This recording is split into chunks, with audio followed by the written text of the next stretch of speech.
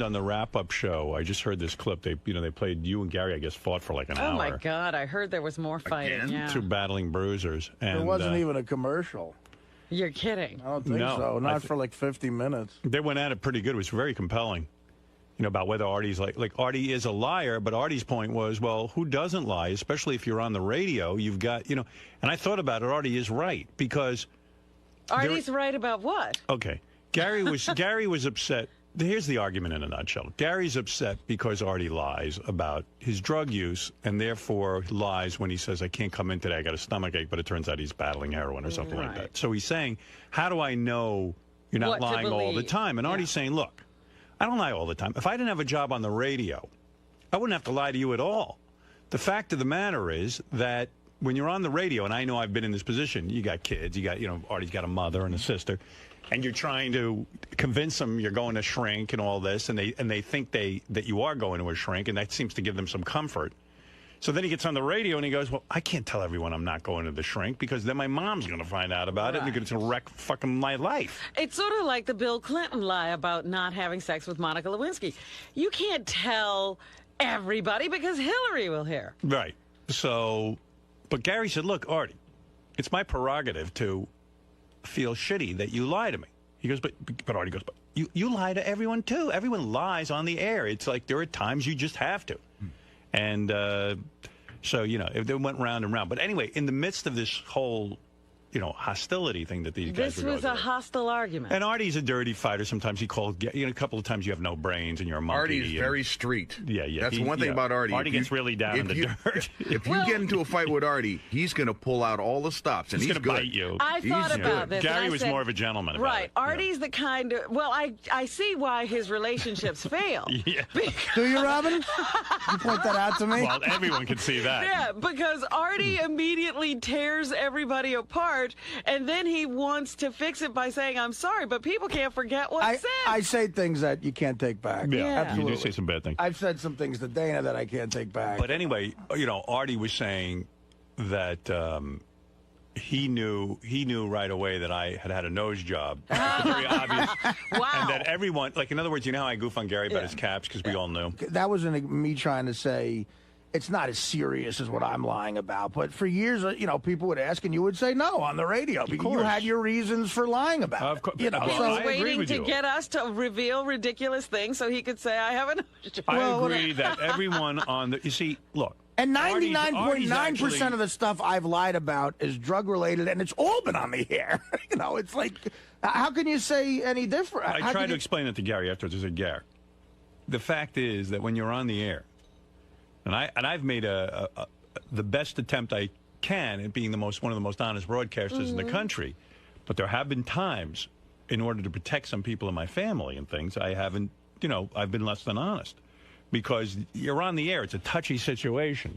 And you do have kids and you do have, situations where... Other people have not agreed to be so revealing. Yeah. Definitely. So, when someone asks you a question and involves someone else, you're like, oh, how do I be honest here? And so you can't be 100% honest on the air unless you're insane. And in terms of disrespecting the show, I love the show so much, which is why eventually I come clean because I think that would be fascinating to people. Like, I didn't have to sit here and say I bought piss. I'd have to say I did shit my pants doing coke in a big costume. So where do you and Gary stand? I do that because I think it'd be compelling for the show. Where do you and Gary stand? Well, I called Gary Friday. Oh, did you? Because I did. I felt bad, and you got heated. It did, and we had a good conversation. And look, I apologized to him, and I even said there's no need for you to apologize to me. Do we you had a think nice that's talk. the end of it? I hope it is, Robin. I don't know.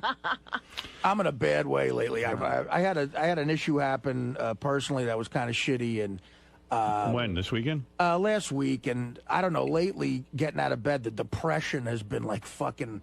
Like I've had what I call 2 great depressions in my life. Where are you in one of them now? It feels like I'm going into one where I might have to get some medication again because I just can't get out of bed. It's like a wet fucking blanket. It's just bad depression. Like all the symptoms I used to have. Really? So yeah, you don't seem so depressed right now. Well, he's working now. I could. I've worked through the other ones too, but I don't know. I just really felt. You ever been diagnosed like as a bipolar or whatever they call it? Bipolar is a word that's been used, yeah. But so why don't you go on meds? And then if I could tell he was on that for a while and he got better. Yeah, they're leaving you out. I took Paxil for a while, and I'll tell you, I got straight on that, and then I stopped taking it, and I was fine for years. I mean, it's like, it's that great Onion joke, depression hits losers the worst. That was a big headline back several years ago. I mean, that's just the best joke ever. And it's true, when stuff, look, my career's going great, but there's other things in my life that isn't, and I'm depressed about it. I mean, it's like, if I was, Jim Dandy with everything, I think I'd be depressed. Yeah, maybe you just suffer from depression. Shit happens, and you get depressed about it, Well, hey, sorry to hear you're going through that. But I'm all right. I'm here. Yeah, you look good to me. I think me and Gary, agreed to a truce. I think I call Will too.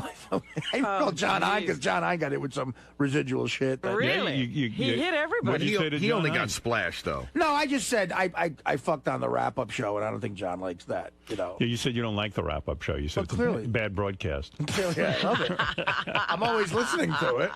Would it be fair to say your professional life is annoying and your personal life is a 2? It's all annoying. Annoying. Everything's annoying. It's right. Annoying. I forgot about that. Yeah, my personal life is a 1, I think. Let's see. Yeah, well, there's a ton of email about this. I'm sure. Some attacking Artie, some attacking Gary, some attacking me for not sticking up for Gary, calling me a pussy because you let Artie walk all over Gary. Oh. Listen, these two guys had an argument. I told you where I stood on it. Gary has a problem with Artie. I don't. And even Artie said on the wrap-up show, if Howard has a problem, he'll come to me. But I don't. Artie said, Howard thinks it's funny when I fall asleep. Gary and Artie, how did the falling asleep come into it?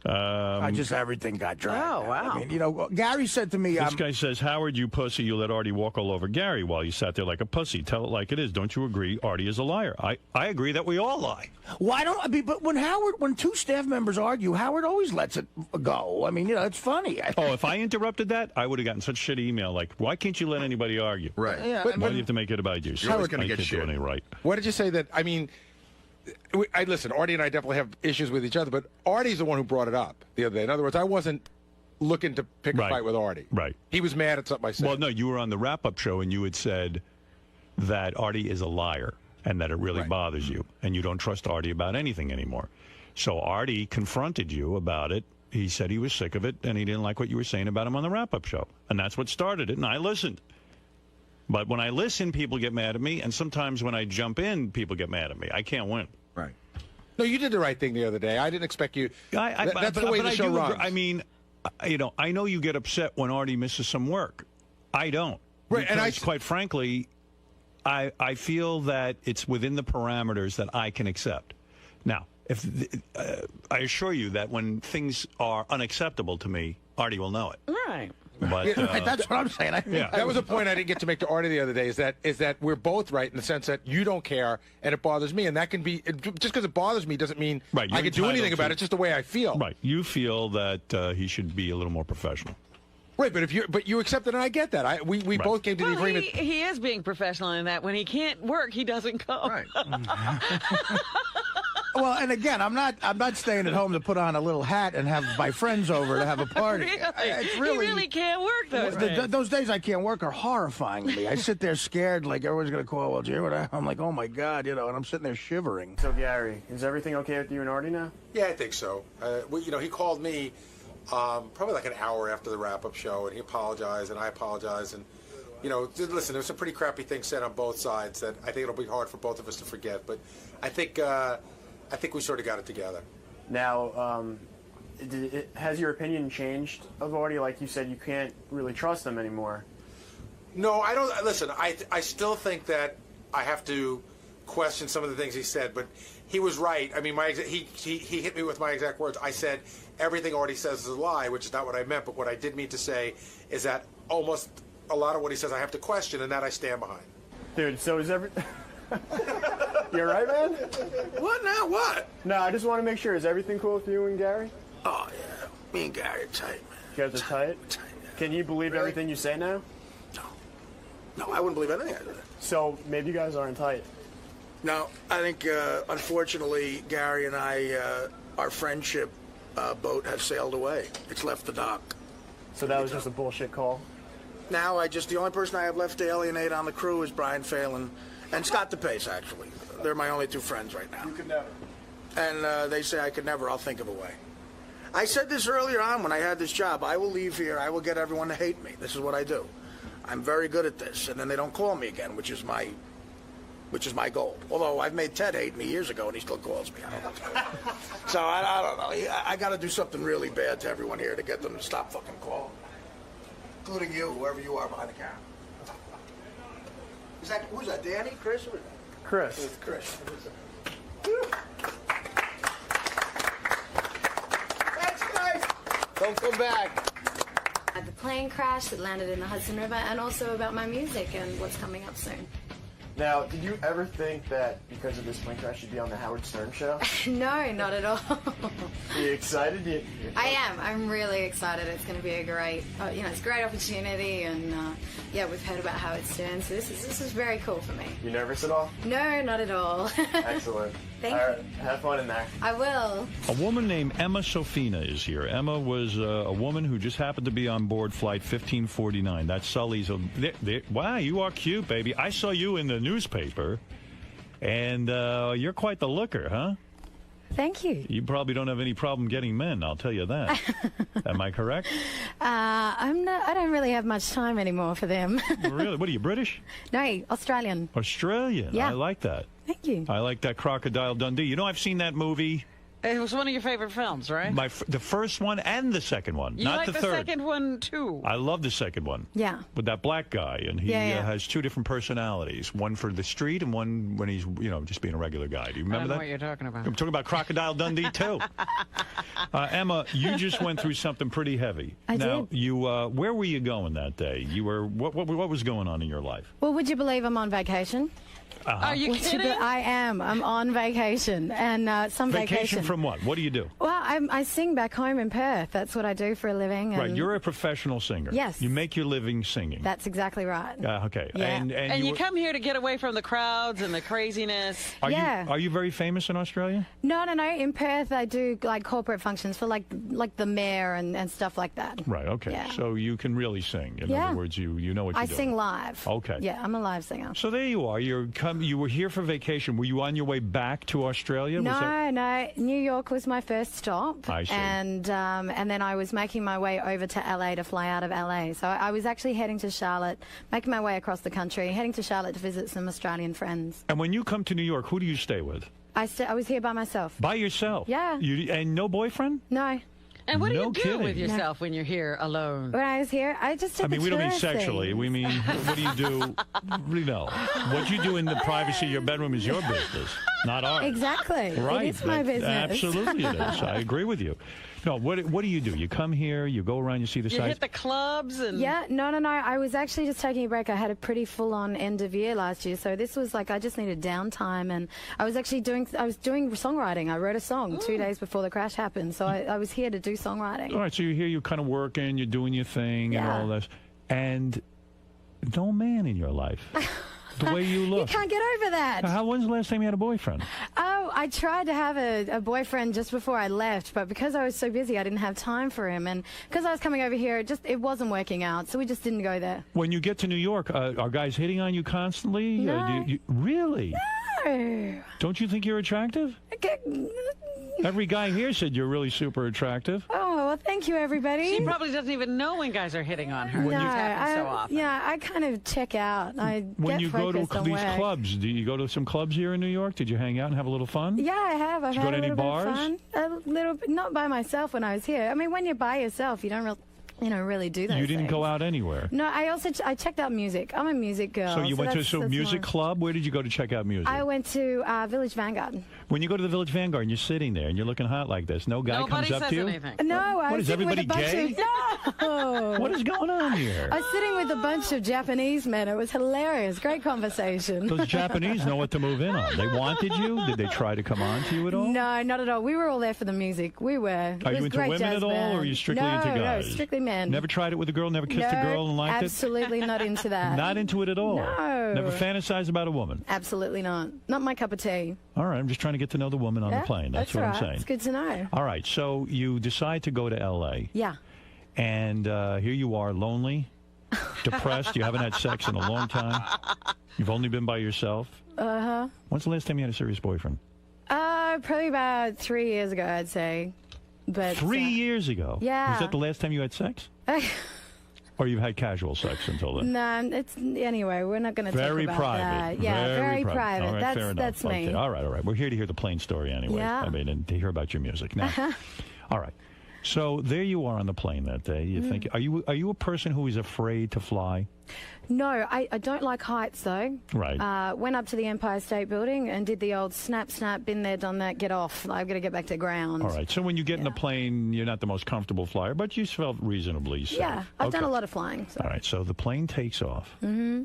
And not normal more than takeoff? Completely normal. You know, like I'm sitting there going, right, I'm going to pull my laptop out. I got to, all the things you normally do. You don't pay attention to the flight attendants during the emergency spiel. Right. You just don't kind of, you check out. You do. So you're in flight mode. Right. So there you are. You're sitting there.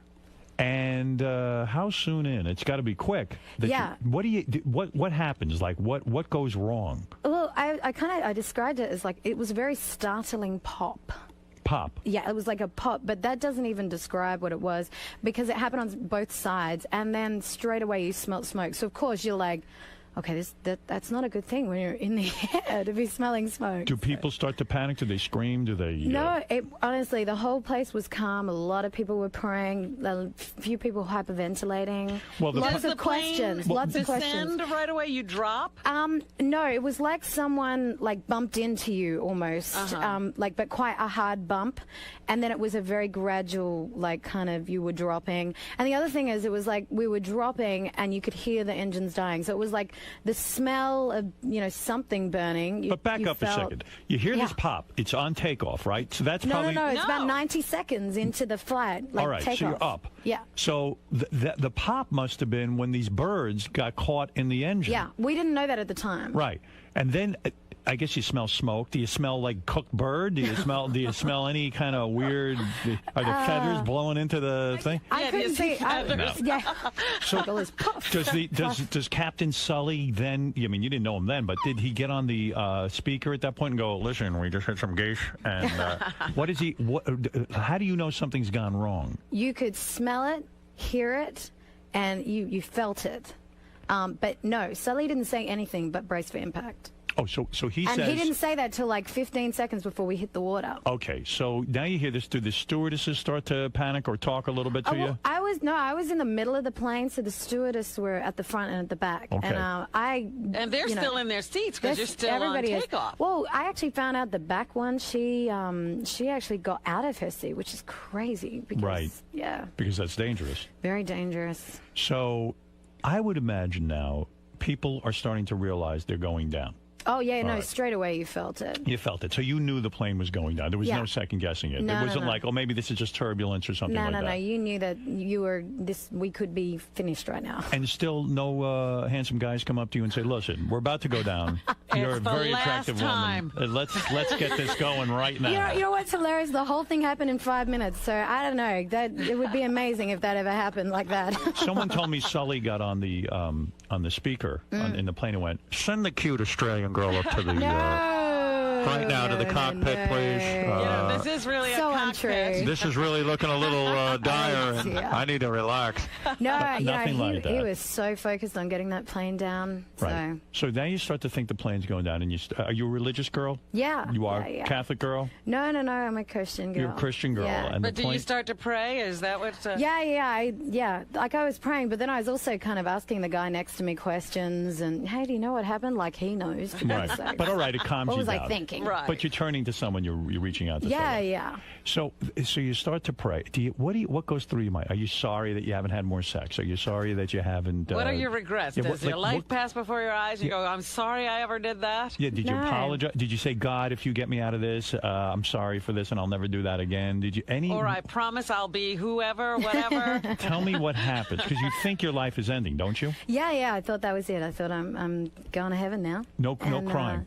No crying. I was calm. I was surprisingly calm. Normally, I'm the hyperventilating type. Yeah. So, no, I was calm. A lot of people were like, that was what I couldn't get over, how peace, and calm and quiet it was on the plane. People weren't screaming or crying? No, not at all. Good thing you weren't on that plane. Oh, my, I'd be like, help me. No. Yeah, Oh, my God. everybody was quiet. I seriously thought I was going to heaven. And Did anybody make a... There I am on the plane. Right on the plane. That's right. Did anybody make... Did anybody make a phone call? Did anybody... Yeah, there was a few people making phone calls because you could. We weren't so high up that there wasn't any kind of signal. Right. So, I have an Australian number, so I can't call anybody. And the other thing is the only person I knew in New York was somebody I'd spoken to a couple of times on the phone, and he was a songwriter-producer. And I'd spoken to him a couple of times on the phone, and but hadn't met anybody. So I didn't know anyone in New York. But you know what? I kind of felt like if this is my time to go, I've accomplished everything I'm supposed to have accomplished. Wow, that's an amazing attitude. You really are religious. Yeah. That's like a religious person's attitude. I mean, that really is. It's like when it's your time to go, you can't control it. You can't do anything about it. But this is a bonus. Everything that's happening now is life's bonus. But aren't you afraid, like oh my God, it's going to be a painful death, or I'm going to freeze to death? Oh, or, yeah. I mean, that's the part that freaks everybody out. Not that, okay, once you're dead, who cares? Yeah. It's how you're going to die, and will it hurt? You know what? You didn't think about that? No, I would. That's one of my things. I'm like, I would never ever want to be drowning. Like Me that too. would be the worst, or be burning, like freezing, fire, burning, anything, feeling the pain. Right. That would be the worst. Yeah, I always So I wondered. did think about that. So you did, and you didn't know you were going down over water. You didn't know what Sully's plan was. No. This is hilarious. I'm Australian, no orientation. I've joked that I actually didn't even know there was a Hudson River, let alone a river. Right. I So live when in New we York, and I landed- don't know there's a Hudson River.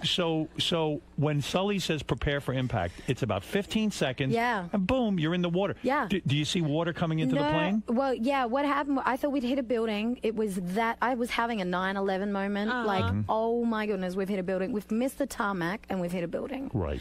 And so when the doors were opened straight away, I was on the wing, and I got out on the wing. When the doors opened straight away, someone actually yelled out, "We're in the water!" I'm like, oh, there's water? Okay, let's move. Go. Wow. How do you Now, let me prepare ask you for something, impact? because, wait a minute, first of all, did they give those instructions again? No. They didn't have time to I do know that. there were a few people, like the flight attendants at the front were, yeah, but... Oxygen masks come down? No, because we weren't high enough for the oxygen mask to come out. And how do you prepare? Do you put your head between your legs? What do you do to prepare for Well, impact? yeah, in coach class in the US, your seats are a lot closer than what they are in Australia. Right. So I'm quite a tiny person. I'm only 5 foot. So in Australia, I actually can't reach the chair in front of me. Right. But in America, I can. So I grabbed the back of the chair. But I did have enough time to try and work out the best position of my body so I didn't hurt myself. Right. So, And and so when you get out, now you're on the wing of the plane. Yeah. Are you one of the first people out of the plane? Yeah, I was sitting on the right, I exited on the left, and The people in the exit rows, did they really work the doors? You know what? Our door was the first door open, on the left-hand side.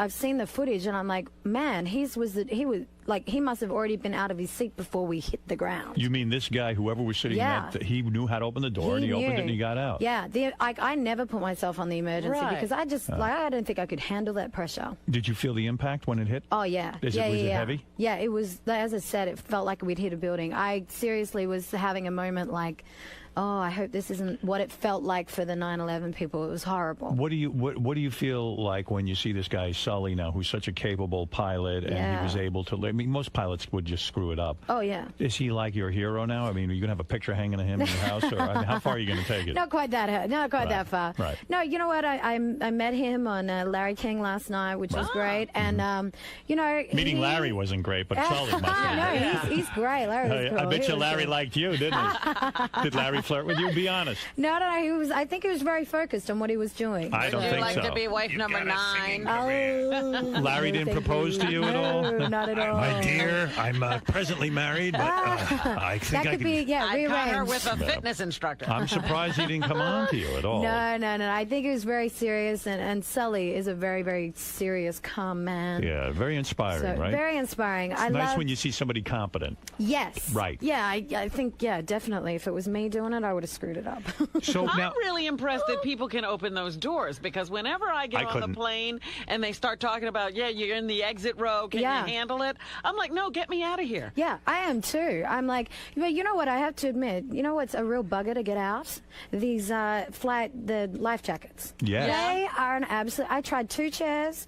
They are stuck in there. They so when should have been super glue. when you land, you said, "Oh, well, there's water." They said, "Grab your life jacket." Well, yeah, it was a total afterthought, and that was something like no one grabbed their life jacket. It was like I was already in the aisle moving, and someone said life jacket. I went, "Oh, that's an idea." But it's not easy to get it on. No. I tried 2 of them, and then the back part of mine didn't inflate, only the front part. You could have drowned trying to get on the stupid jacket. Yeah, Yeah, you could have, exactly. lost it looking for a life jacket. Am I wrong about this? But was there one passenger who panicked and swam and died? Somebody jumped in the water. Nobody died. No, she didn't die. But she tried to swim to shore. She tried to swim. Yeah. But she didn't die? I thought she did. No. No one died. Everyone survived. That was the whole thing. Everybody lived. And what Isn't do you that do? amazing? And what about your overhead luggage? Do you able to? did you get that back? See, okay, I was calm.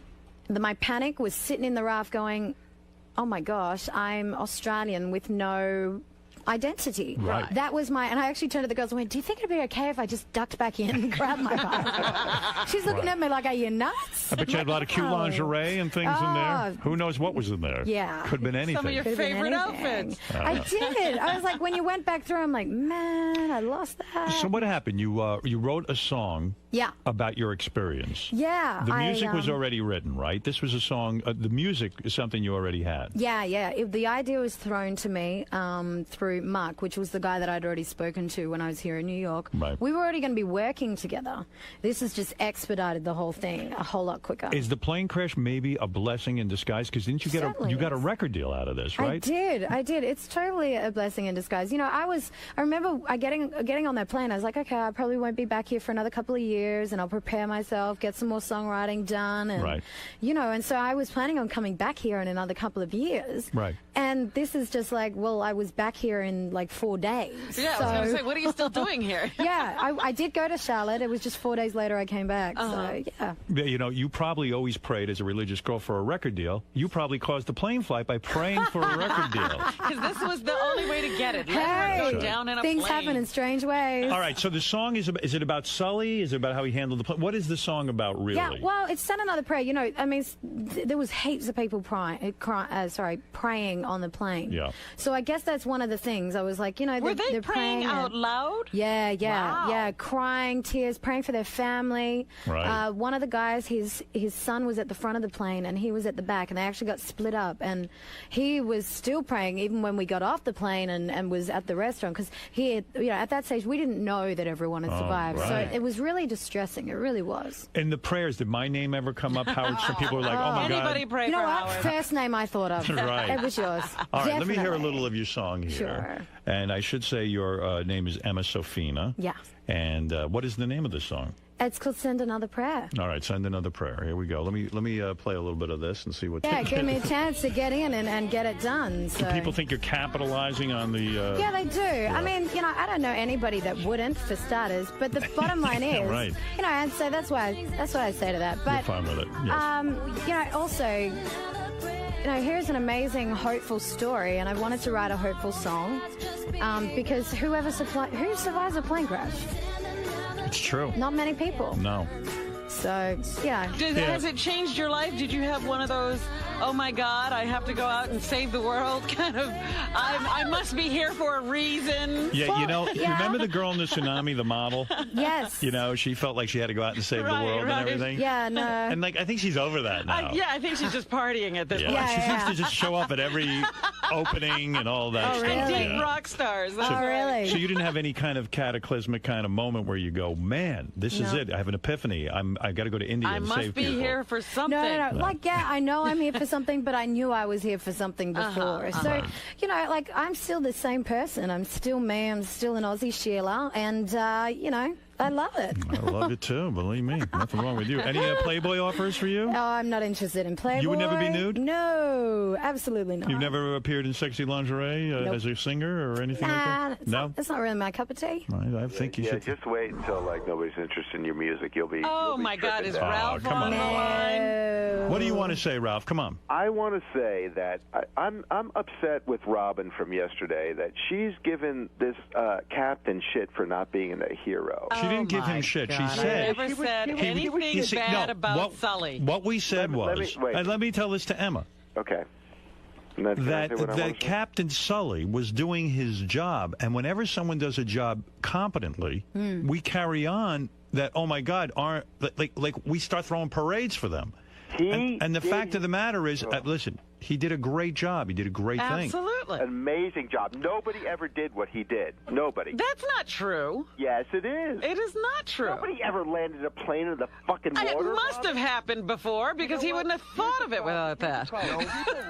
No large airliner has ever done that. Nobody said a large airliner, but planes have landed on water. But no large airliner with a commuter jet has not done that. It's not the point, Fred. First of all, he was saving his own life. No, a hero risks his life for others. No, it's not. He also took the best course of action. He could have taken that thing back to LaGuardia. Risked his life when he doesn't have to. He could have taken that thing back to LaGuardia, but he didn't panic. He landed in the water. Somebody jumping into the icy cold water. Emma, you would know better than anyone. Is Sully a hero? You know what?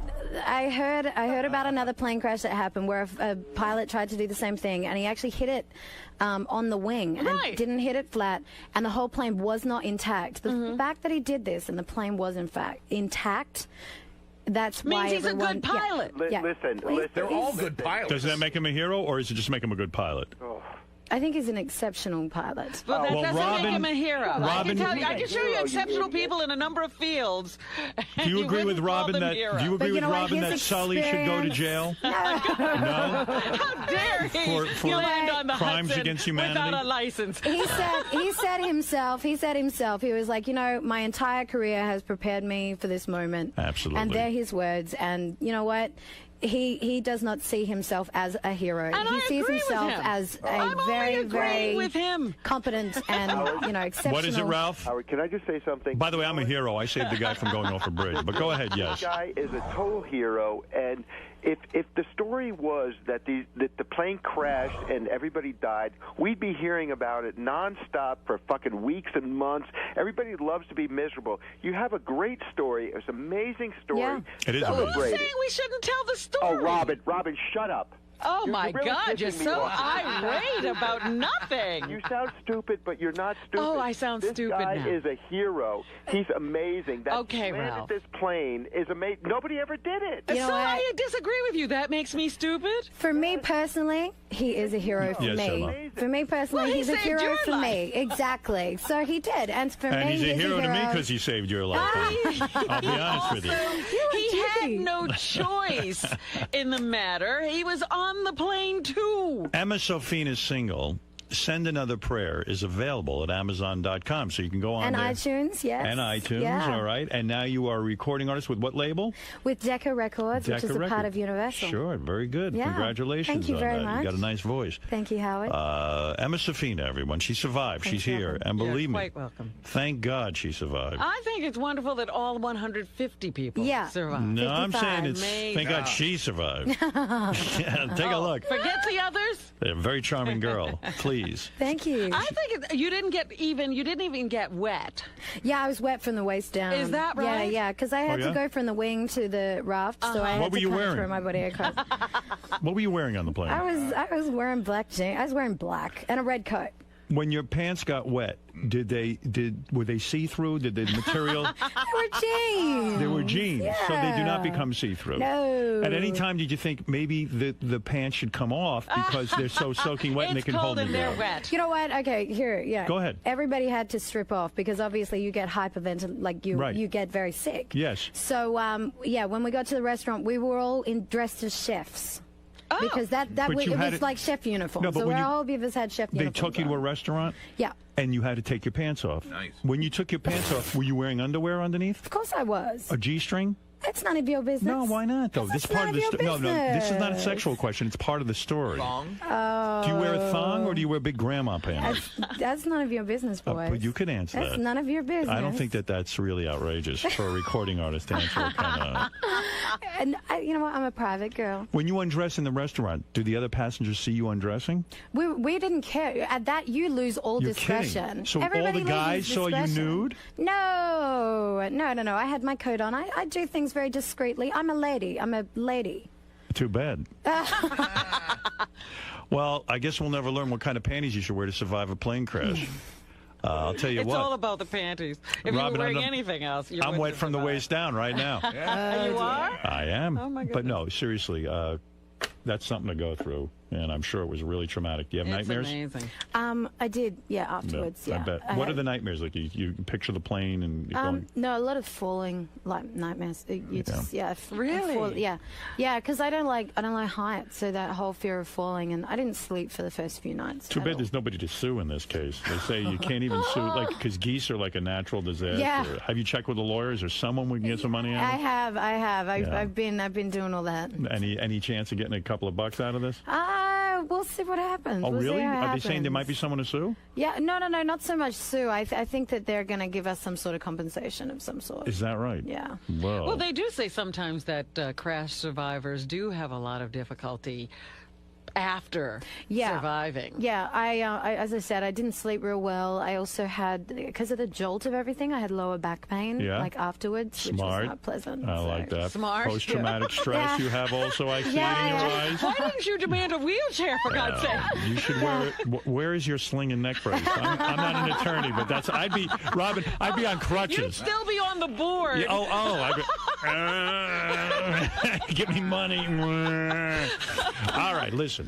You've done it all. You've said it all. I have. Congratulations. That's amazing. Thank you very much, Howard. Thanks, Robin. You're very lovely. And when you want to tell us what kind of underwear you were wearing, come back. Come back in. Were you braless that day on the plane? No, you I'm were a not. lady. So what? What, ladies? Like... You're saying women who don't wear bras are not ladies? No. I'm a lady. I'm a very respectable lady, and I get that from the English side of my life. So. Are you let me guess, C cup?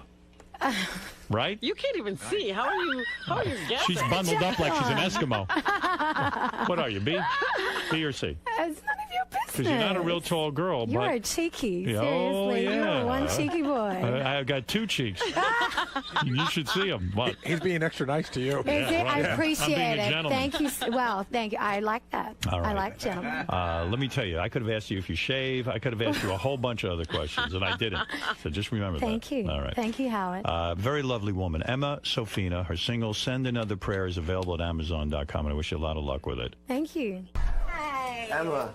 Hello. So you come on to talk about your music and the flight that landed in the Hudson, and all Howard wants to talk about is what kind of underwear you're wearing and cheeky your bugger. Sex life. He's a cheeky bugger, seriously. How was that? You know what? It was great fun. They're fantastic. Robin and Howard are great. So thank you very much. No, you were saying that you thought Sully is a hero. Yeah, but for me personally. Robin doesn't really agree with that. How do you feel about that? I'm okay with that. I mean, you know, he hasn't saved her life, so I'm fine with that. But he's a hero for me, and you know, I think we need heroes in this earth. You know, and there's not enough of them, not enough people that have done amazing things. So what's next for you? What's next? Well, an EP. I got to go in and finish that. I'm going into the studio in the next couple of days to finish that off, and then a record, a record very, very soon.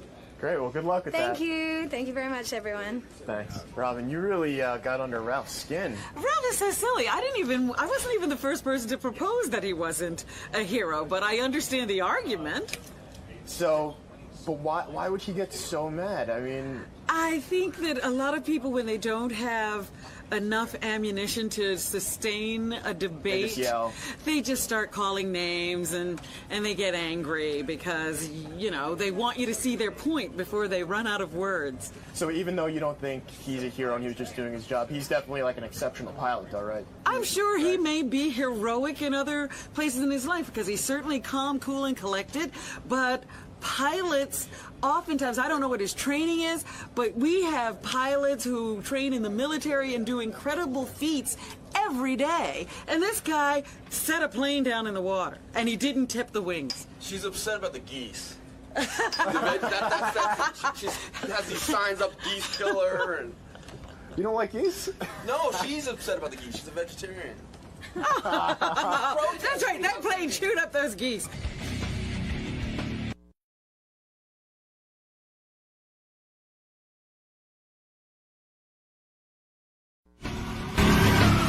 The Howard Stern Show is on vacation.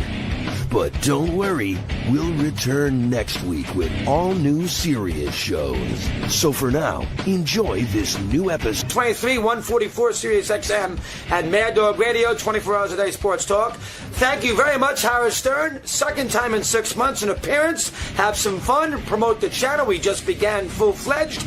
And have some laughs with the king. So we're looking forward to it here when he pop in here. Let's see if I can respond, make him laugh. We got 30 minutes. Let's see how I do. Is Mad Dog Russo here yet? Is he late? He's in the can. He's doing a release right now. He's in the can. Okay. Mad Dog Russo. He comes here to use the bathroom? Yeah, we've got a nice private area. Probably where he is in Sirius. That's probably, they probably to sell off the toilet to pay off for the bankruptcy. Yeah, you know what? Maybe we should have coin-operated toilets. Let's start giving back. There Hello. he is. All right. He doesn't look all that worried. Yeah, I was wondering if you're worried that... Hey, Chris. Mad Dog Radio is now 24 hours a day. Thanks for having me back. Oh, great to have you. How you doing? Good to see you. Hello, Robin. Hi there. Freddie. Good to see you, man. Where is my man Artie? What do you think? Hey, I read this Rolling Stone piece. Right. I'll get it out of the way right off the bat. Right. Artie, get your shit together, will you please? Right. You're not John Belushi. You got a lot of talent. Come in. Howard's giving you a chance. Why is he a messed up guy? He's got a real problem. Listen. I have to stop him for 1 second. Whatever the microphone is, it doesn't have one of those little gloves. Yeah, it does have my little glove on it. Oh, it does? It does not. Oh. And we're hearing a lot of... Really? I think he sounds good. You think? Yeah. I'm hearing a lot of breathing that you wouldn't ordinarily hear. I like hearing the breathing. You do? I like to know he's alive. I don't have to have him tested. A lot has occurred since I last made the appearance. Well, first of all, let me hear your thoughts on Artie, because you brought him up. So you read the Rolling Stone article. Has Artie done your show? I think Artie's been on, right? I have not had him on yet. Oh, no. you haven't? Okay. Well, you read the Rolling Stone article. Yeah. It was a negative piece, in your opinion? I mean, yeah, I would have to say it's a negative piece. If you did not know him at all and you read that for the first time, you'd say, hey, come on now. Life's not this difficult. Right. Is it your opinion that he should go get help, he should get on an antidepressant, and perhaps go to rehab and clean up his act? He's too old for this nonsense, right? I would think he's got a gold... In this world where you can't sell a pencil... Right. In this economy, which is a disaster, you can't treat money and your success this frivolously. Right. I mean, come on, Artie, care. You can't have women all over you and drinking constantly and doing all these drugs. Yeah, right. I mean, Howard's giving you a chance every day for 4 hours or 5 hours. Come in and have fun. If you're a wise guy, I mean, you're a smart man. I was wondering if you ever encountered this with a coworker or anything. No. You've never had I have not. issues like this. What Lucky you. What would you do if you were in my situation? What would you say to Artie to inspire him to get his shit together? Well, I'm assuming that you've had this discussion with him over the years, yes, and you've tried every approach. Yes. Big brother, fatherly, tough guy. I am sure you've tried every approach. Yes. And nothing has worked as of right now. Nothing has worked. Yeah. So has there been periods where he has been for months at a time in pretty good shape? I can't tell. I don't know anymore. I used to think he was fine, but then I read his book and read the articles, and it turns out he fools me. Were you surprised how bad that article was in the Rolling Stone? No, because really that is like Artie's book. It really is that dark and dire, and he has this life. I thought the reporter actually captured a lot of the sadness that is Artie's life. Well, the thing that's sad about it, though, is that Artie doesn't have the ability to cover it up anymore. Right. You know, that even a reporter, like you'd think you'd want to dress yourself up for a Rolling Stone article. And he can't. I mean, he's got the cigarettes, he's got the big gut hanging out, he's got the pizza boxes. I mean, Artie. He's too old. And this is ridiculous. Time to grow up. You're not John Belushi. Yeah, that would be my first take. I mean, it's almost like he thinks he's John Belushi and he's going to lead this path like Belushi. Do you know that Artie has a picture of John Belushi over his bed, that this is his hero? Was that in that story? I think it may have been, wasn't it? But that is the truth. I'm telling you something you don't know. He's and he's got Howard. He's got a lot going. He's got a lot going on. Of course. This is not. He's got talent. Don't waste it. Have you ever done drugs yourself?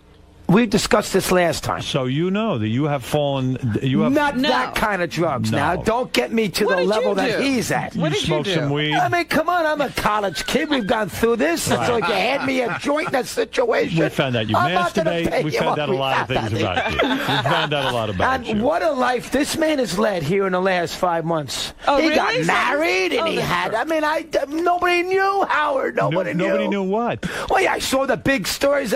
Your wife with the running in November and the front page of the news. Right. And then Westminster Dogs. I mean, got everything going on here. She's everywhere. No, she works a lot. She does a lot. And no more musing on retirement, please. Well, wait a second. You're here for a long period of time. What are you going to do with your life if you retire? I know exactly what I do. You don't play golf. You don't. Come on. I would stare at a wall and be happy. You'll be bored stiff. You love this. We're 2 years away from that decision. But let me tell you something. Let's ask you about the current company situation. You seem all revved up. Robin's into it. I heard him before. Yeah, what's going to be? Are you okay?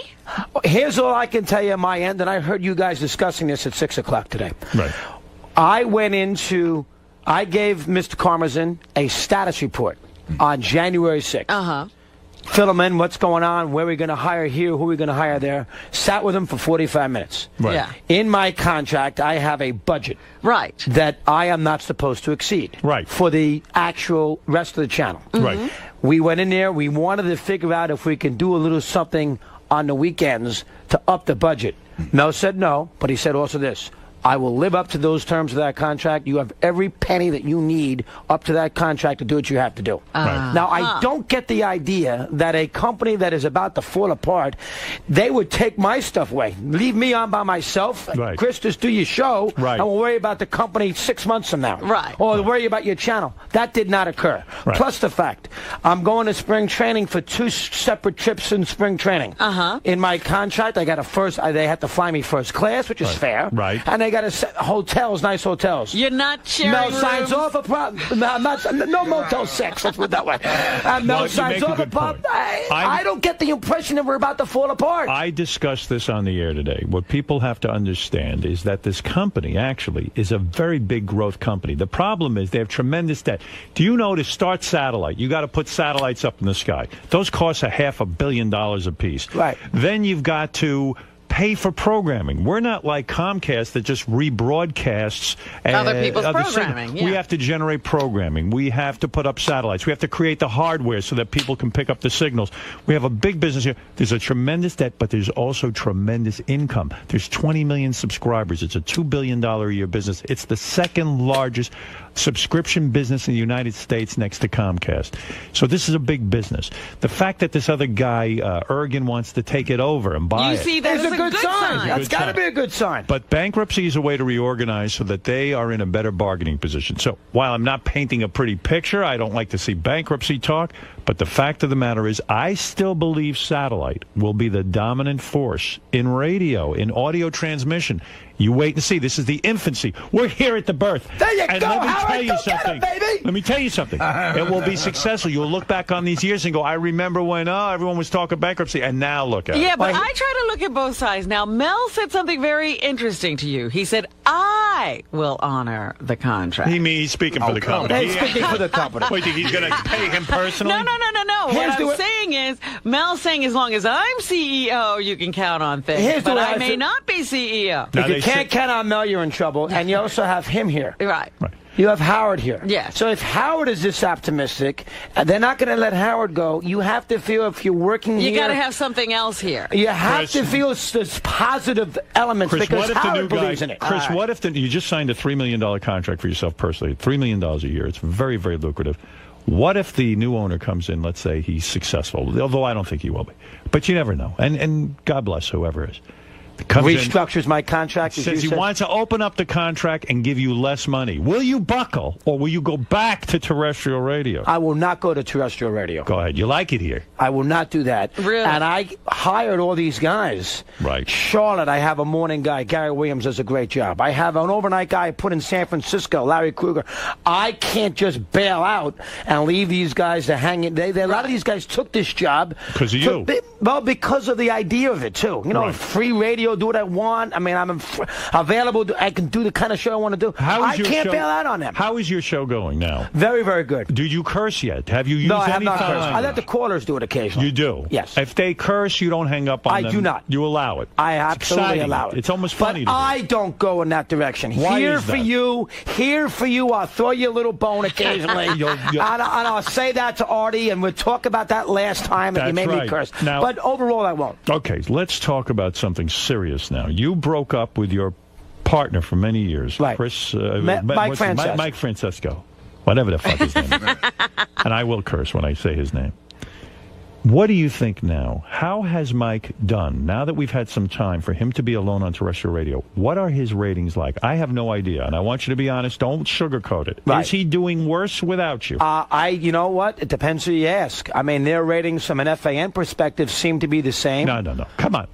I'm not a Talk rating. turkey with me now, and don't bullshit. I have Is he spoken to some doing- other people at 1050 Yeah. ESPN Yes. that said they've gotten murdered in certain parts of the tri-state area. Jersey, for instance. And if you notice, ESPN, they moved their show Are afternoon his sports ratings talk. down, or are they up? I swear I don't know that You example. do know the answer. I don't, Howard. It's not true. I swear on it, I wouldn't lie to you. You've never said to anybody. I would not lie to you. Would I have come in here never- and lie to Howard? Hey, come on. I know it doesn't do any good to lie. The thing I'm trying to prove here is there was always a question: who needed who more? Right. Did Mike Francesco need you, or did you need him?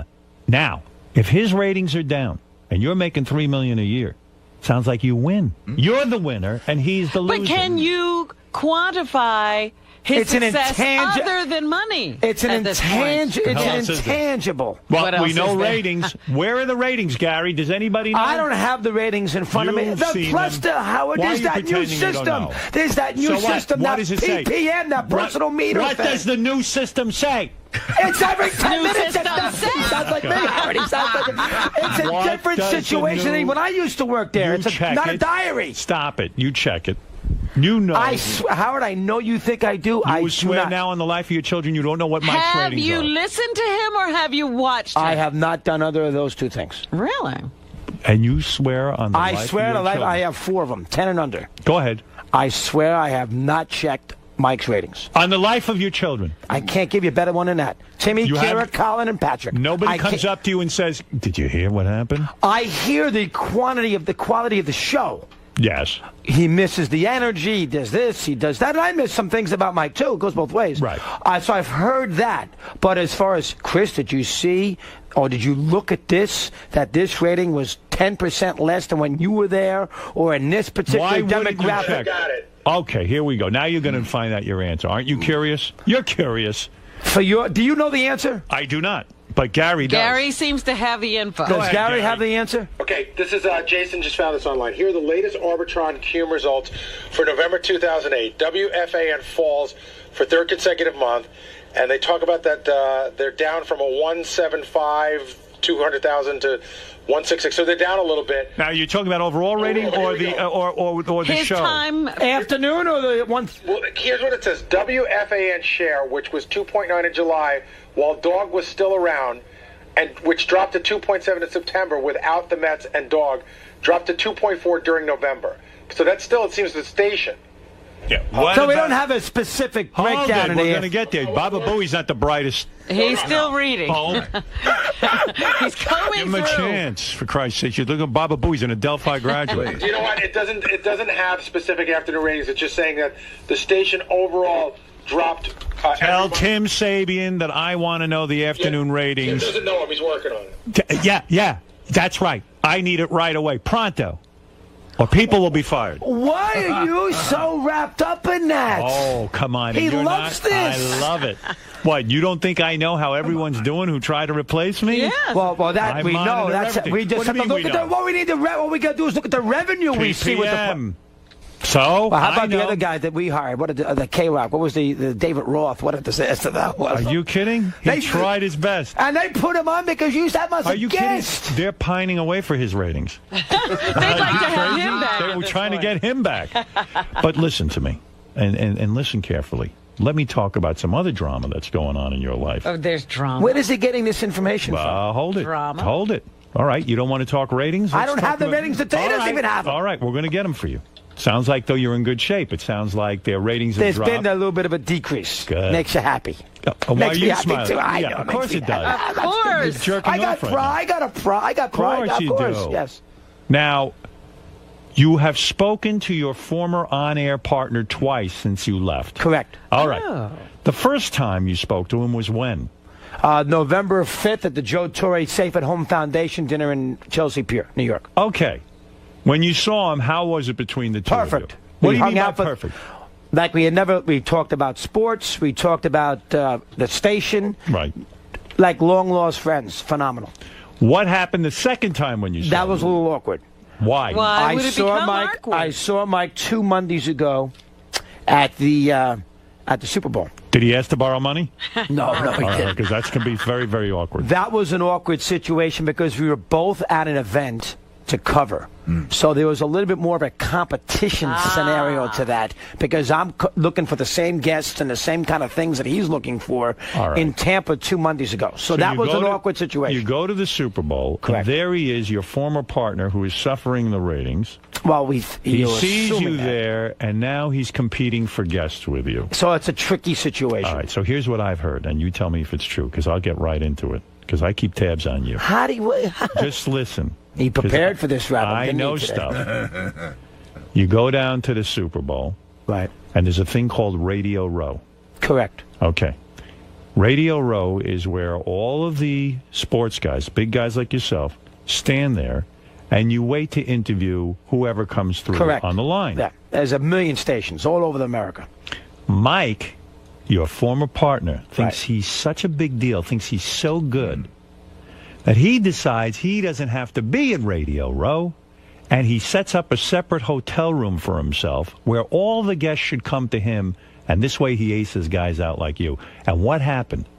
No one showed up to Mike's hotel room. Am I right or wrong? It's not. You're for the most part. It wasn't a hotel room. It was a lobby of a hotel. And Mike did he have to come out of his ivory tower? Well, I had to walk 8 blocks to do the interviews if you want to go out with Mike. So you are smart. You say, listen, I'm not too big for anyone. I'll stand there in Radio Row, and I'm going to get my interviews, and I'm going to do a good job for my listeners. Your ex-partner thinks he's such a fucking big deal that he's going to stand in a hotel room 8 blocks away, and people are going to come to him like he's Jesus.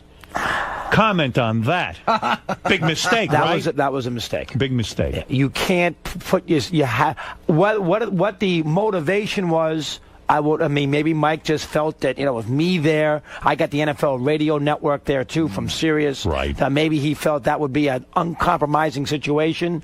But as you say, in that situation, the big spots are not going to walk 8 blocks to do a 15-minute interview on Is FAN it fair to say that Mike made a power play and completely failed?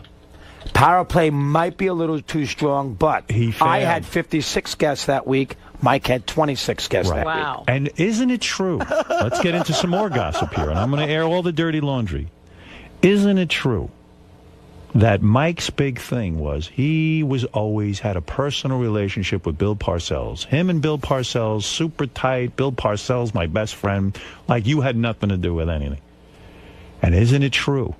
Bill Parcells gave you an interview and didn't do an interview with Mike. How did you know that? How do I know it? Because I follow everything that goes on here. Was it Howard listening to some Super Bowl talk? He's got a satellite on his head tracking. He liked Arizona plus the 7. That's why Mike, you irritate the shit out of him. You got Bill Parcells. His so-called good friend Bill Parcells didn't even do an interview with him. That was a little dicey.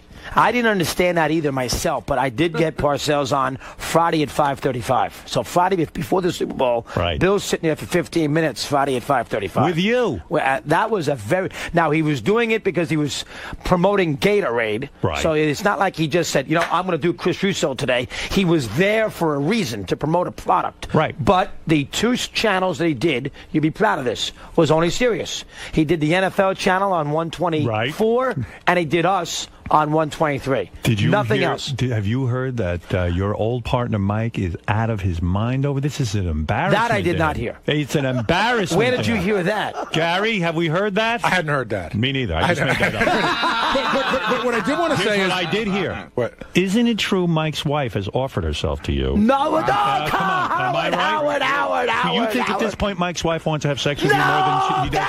Come on, tell the truth. Come on. She does. Don't say that. Did you ever want to have sex with Mike's wife? I can't answer that question. Go ahead. What do you have? I was a big listener of the show on terrestrial radio. The thing about the Parcells story that I find interesting, wasn't one of your biggest on-air fights that you guys had over Parcells? I heard you guys had a fight where you didn't talk to each other for months. A long time, 96. Yeah, but it was over Bill Parcells. Part of it. Why and was then it I a had fight? a big fight with Parcells, too, so we've made up. Why did you have a fight over Bill Parcells? It's almost like ridiculous. Because Bill left the Patriots after the 96 Super Bowl when he had a year left in his contract. Right. He did a bad job with it. He didn't like the owner, Bob Kraft. Right. So as a result, he wanted to go to the Jets. And I thought Bill did a terrible job of not living up to his contract. And you were vocal about it. And I was vocal. Mike took the other argument. He hates Kraft. Why can't he leave? He did a good job there. So we had this split. I say, Bill, you can't leave. You got to live up to your contract. And Bill had a history of doing that because he did the same thing with the Giants. Right. And Mike went the other way. You know what? He gave him his life. Da-da-da-da-da-da. And so that was a major problem. You felt the reason you got so upset was not because of Mike's opinion, but Mike was really defending a guy who was he thought was his personal friend. So in other words, it was a tricky situation. Because he wasn't being a true broadcaster. He wasn't telling the truth is why you got upset, right? No wonder he's pretty smart. I have to admit. In other words, you're saying you felt he was doing a cover-up. Oh, that was 12 years ago, too. But, Howard, that was a legendary fight. You guys didn't talk to each other off the air for... A long time. That was a rough one. Is that uncomfortable? When you God, can you do a talk show? How about if you and Robin hated each other so much you're going to a bed and you didn't talk? We do. Did you hear that? But you still talk. You do a show together. There was a couple of times where Robin clammed up on me, though, right? There was one extended period. Yes. What, a week, a month? No, it was a good couple of months, right? Couple of months, yeah. That's right. And how did you soothe it out? How'd you smooth it over? I banged her so hard she loved me. It was a sexual tension. I had to say stop. That broke the silence. I love this guy. Give me 5. Give me 5. Give me 5. I'll give you 10, you motherfucker. Get over here. That was I'm going to hug you. That was a very tricky situation at that Super Bowl. And after all of that, Parcells still goes to you. Isn't that funny?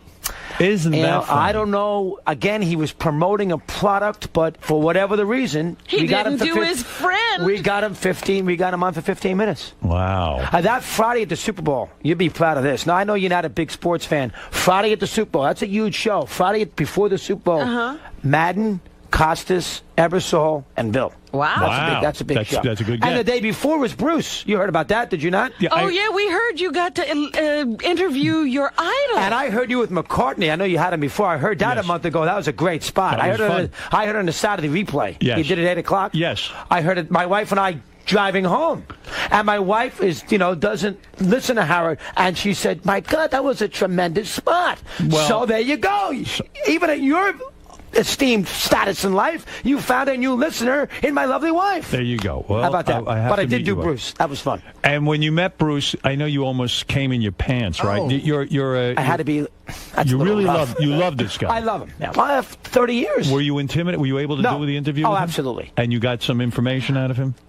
Bruce, that's a tricky spot. I mean, he doesn't know me that well. He sits down, he doesn't like doing that was his first press conference he did, by the way, at the Super Bowl since 1987. What did you learn about Bruce Springsteen after interviewing him? Did you learn anything new? I asked him about Danny Federici, his organ. I asked him about the 90s, the period, because there was the same article, the same issue that Artie was in Rolling Stone. Right. Bruce was on the cover. Right. So I made sure I read that prior to the spot. You were prepared. I was prepared. And don't forget, last year at the Garden, thanks to John Landau, we got backstage. And I hugged Bruce 4 times after a Madison Square Garden. And he's still wondering, who is that guy? 4 times. Was that a bit much? Was Bruce put off by that? You know, I don't know. Maybe he was, but I was just being me. Yeah. I was just being me.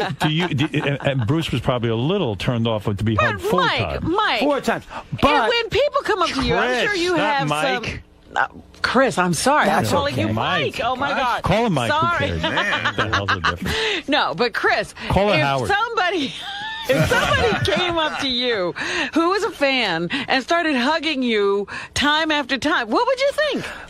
You know what? I would take that as I would be honored by that. Yeah, right. If I met, but you know, Bruce couldn't have been that upset because he let Costas wait. What did you when think, he did that spot with me? What did you think of Bruce's performance? Oh, tremendous job. I did too, and yet he was criticized. You know, people are now saying he lip synced. Oh, that's not true. I had all these guys on. I did East Street Radio. That is in. There was a microphone in Clarence's sax. Right. That was not a lip sync scenario whatsoever. So you say he no did way. He did a phenomenal job. How could you knock that? I thought he was enthusiastic. I thought he loved being there. He could have taken the attitude, I'm a big star, I don't have to put that much enthusiasm into this. And no, were he you did okay with the changing of the lyrics? No problem whatsoever. The Hail Mary, the football. And then the ref dropping the flag. He's done these props his whole life. Really? He used to do the Detroit medley he did in the late 70s. He used to have a guy come out in a stretcher to take him off the stage. I thought Jennifer Hudson's performance was great, but then I learned she lip synced. I got very upset about that. I did not, is that true? Yes. I did not see That's her right. there. But I thought Bruce did a tremendous So job. did I. I was very complimentary about it. Now, Joe Torre you had on recently. Yeah, I had him on last week. I don't think your old partner Mike got him, did he? On the phone. On the phone. You had him live. I had him in studio. What do you think is going on here? Do you think that it's finally the proof, the nails in the coffin? I think you're in the that, more important let's guy be in that fair. team? Let's be fair. Yeah. I'm in New York City. Right. Mike's in Astoria, Queens. He was doing Letterman right after me. It's about 2 blocks away, 3 blocks, whatever it is. Right. So it's a little bit more convenient for Joe to come in, say hello for 30 minutes, and leave than it is to drive out to Astoria, Queens, to do a sit-down in that situation. Wouldn't it be great if Mike's show gets canceled and then that's the end? They're not going to do that. Come on, wouldn't that be great? Come on, they could. They are could. not It's a gonna good do- I hear talk. 19, you did not come hear on. it talk. I hear 19 years, Howard. I mean, So there's what? a With relationship you. there. With you. Yeah, but I mean, he's still on the air, isn't Maybe he? maybe you're finally getting your shot at proving that you were more important than he was, and I like that.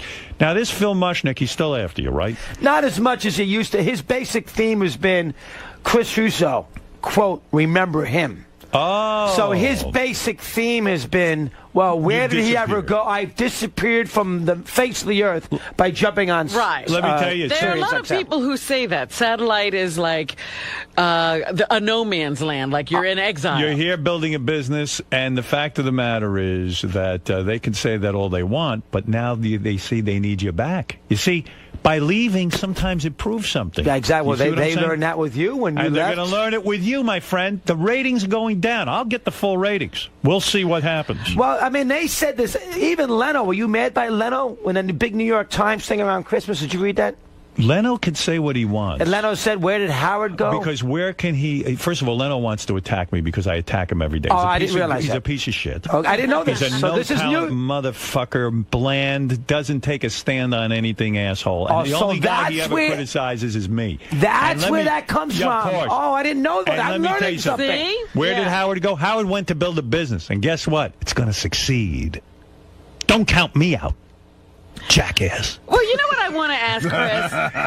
How has satellite freed you? I know you got rid of Mike, but how has satellite freed you? I could do Look at anything. him. I could. What'd you say? I said, look at you. You can see it. It's on I your face. could do anything I want on that radio. You Yeah. had gay sex the other day. I I just wondered if he's taking advantage of all this I could do freedom. anything I want on that show. I have a 5-hour painting every day. Yes. And I don't have. Nobody's going to tell me what to do, how to do it. If I want to put, anybody on the radio, Look at I him. could put anybody on the I mean, radio. Robert, in terrestrial radio, he's naked right now, and he never used to appear. I heard you talk about that earlier today. What about A-Rod? I know you're probably sick of talking about. You know, care for us, about I need. this? Oh, I do. You Absolutely. do. This is a big deal. This is a big deal? Yeah. God, yes. I mean, Isn't A-Rod cheated. What else Why do is you he want? with Madonna? I mean, he could get. I've been saying that she is ugly. She's 51 years old. He could get I don't see anything wrong with her age. Do you think there's something wrong with him that he would date? I mean, he could get any piece of ass he And wants. Cynthia's not beautiful either. The wife. I think she's better than Madonna. I agree with that. Come on. Madonna's an old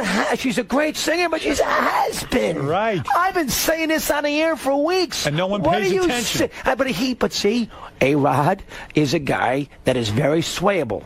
So he's led by a leash. And Madonna's got a big personality who gets into A-Rod's head and convinces him of things. And that's why he goes to those meetings. He went to all the meetings. Do you know he was holding the Torah at the temple? Yeah, I I heard knew that. Yeah, he was. K-Rod's holding the Torah. A-Rod, but okay.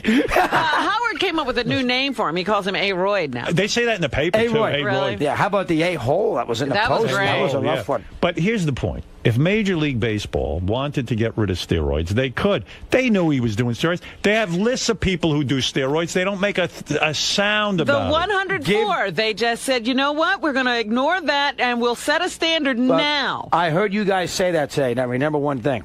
You got to give the union a lot of grief here. Right. The players' union. The players' union in baseball, unlike the other unions in other sports, has an amazing amount of power. Right. They are basically 50%. C-League and the owners, and obviously the Players Association. So you have the owners who got to the party late. Don't get me wrong. They didn't pay attention. They didn't care when McGuire and Sosa were hitting all those Stop home it. runs. They knew. I understand that. But C-League, I think, when it got the last 5 years, has wanted to get this problem out of Major League Baseball. And the union will not allow that to happen. Now, you know this whole scenario about the tipping of the players? Yes. There was 104 players in 03 who tested positive. Right. Those tests were not supposed to be made public. This is where A-Rod comes in. How do you think those things got out? Do you have any idea? 4 sources, I think a couple of government sources, a couple of ex-players who feel ostracized by the union because they were maybe steroid users, Right. and the union hasn't protected them. But here's the issue. 4 players told Sports Illustrated this week that the union in 04 tipped off all those players of when subsequent testing would occur. Oh, boy. And get yourself clean. Wow. That's against the Major League Baseball Players Association.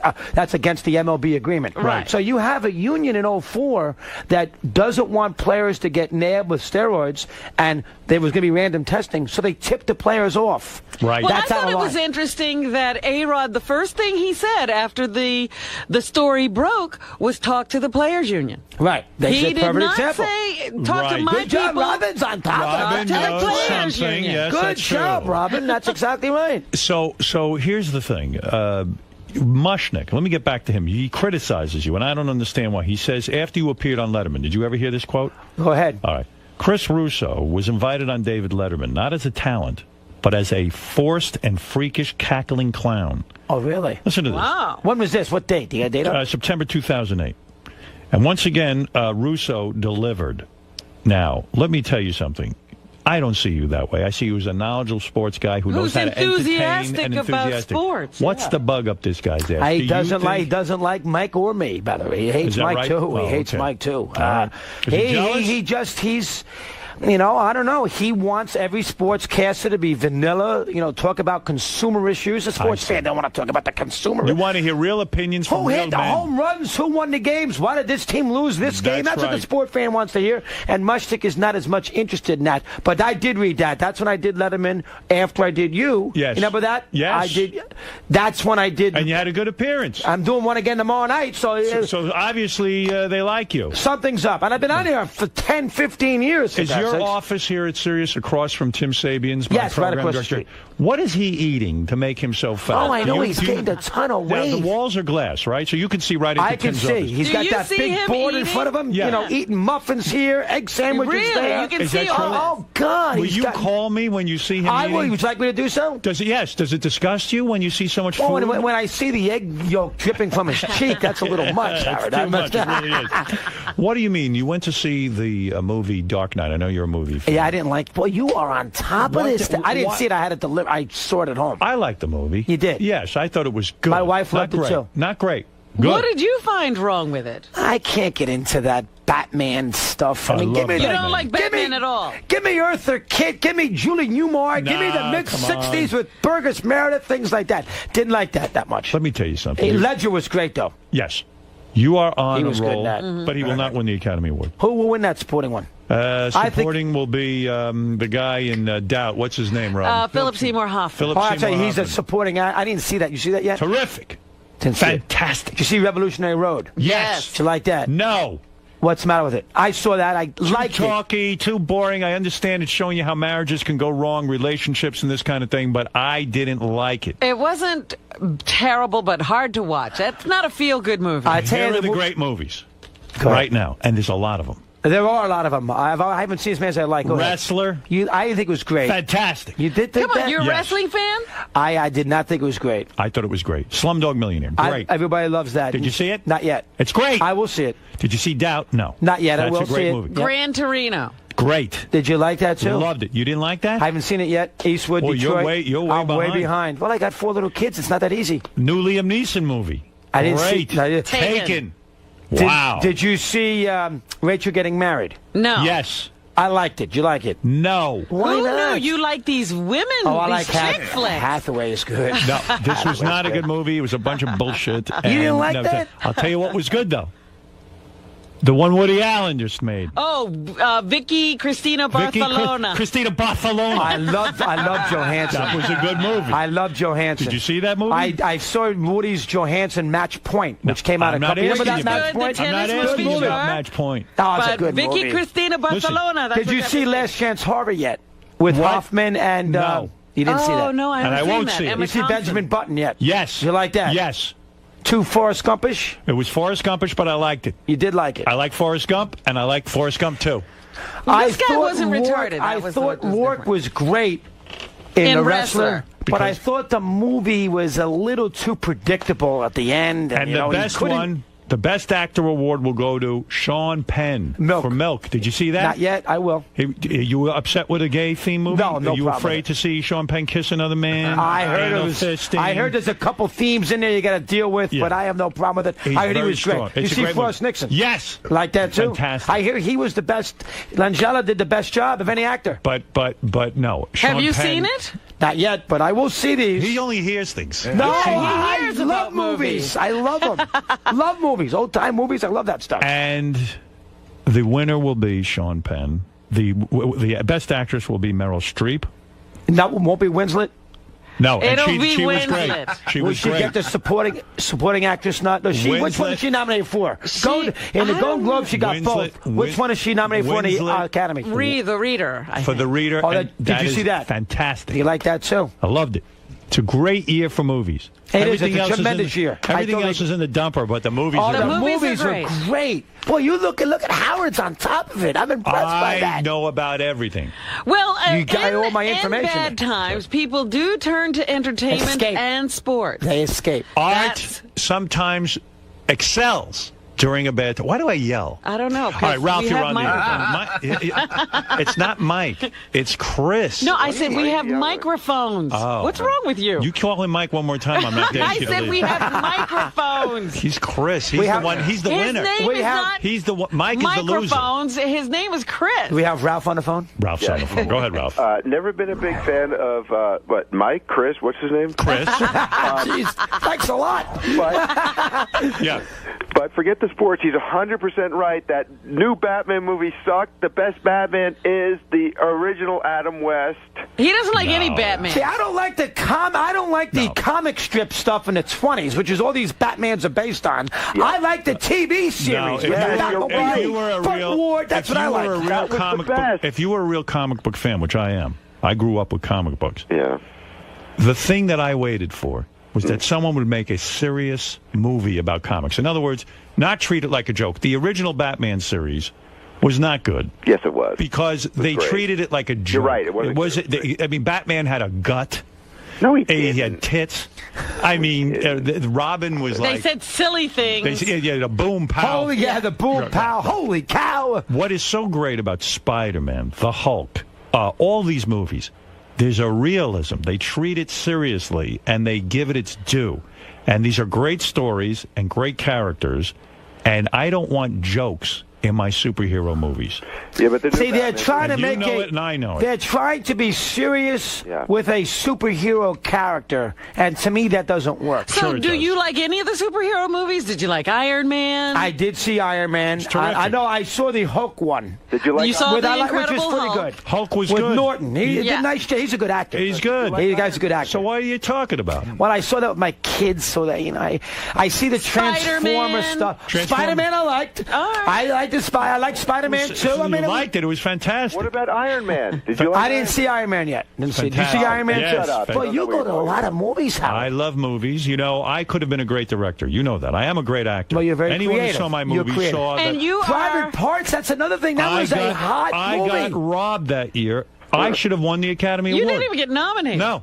I won the Blockbuster Newcomer Award. You were Did you really? I did. And that was a very successful movie. And I beat out many major actors. Who were newcomers to? Who did I beat? Who was in that class? I don't want to say, Robin. You tell people. I don't even remember. Who played you in that? Me. He was in that by himself? You beat No, up we Brad were all Pitt. in it. You beat up Brad Pitt. Did you see the movie? I did beat Brad Pitt. Brad Pitt was a newcomer that year? Yeah, I think I forget what movie he was in. That was a very, very successful film. Not only was it successful financially, artistically, it was one of the best films ever made. Well, let's not go crazy. No, I'm telling you. Go back and watch it. Is that true, Robert? Just like The Godfather, there are classes on this film. Listen, why at do you NYU. think they still show my film on TV? Most films come and go on TV. Because you're such a big star. No, that's not the reason. It's a fantastic movie. And if I made another movie, that would be fantastic, too. Did you enjoy that more than all the other things that you've done? Yes. Yes, I did. Books and all that kind of stuff? That's right. Even this show. More than the show.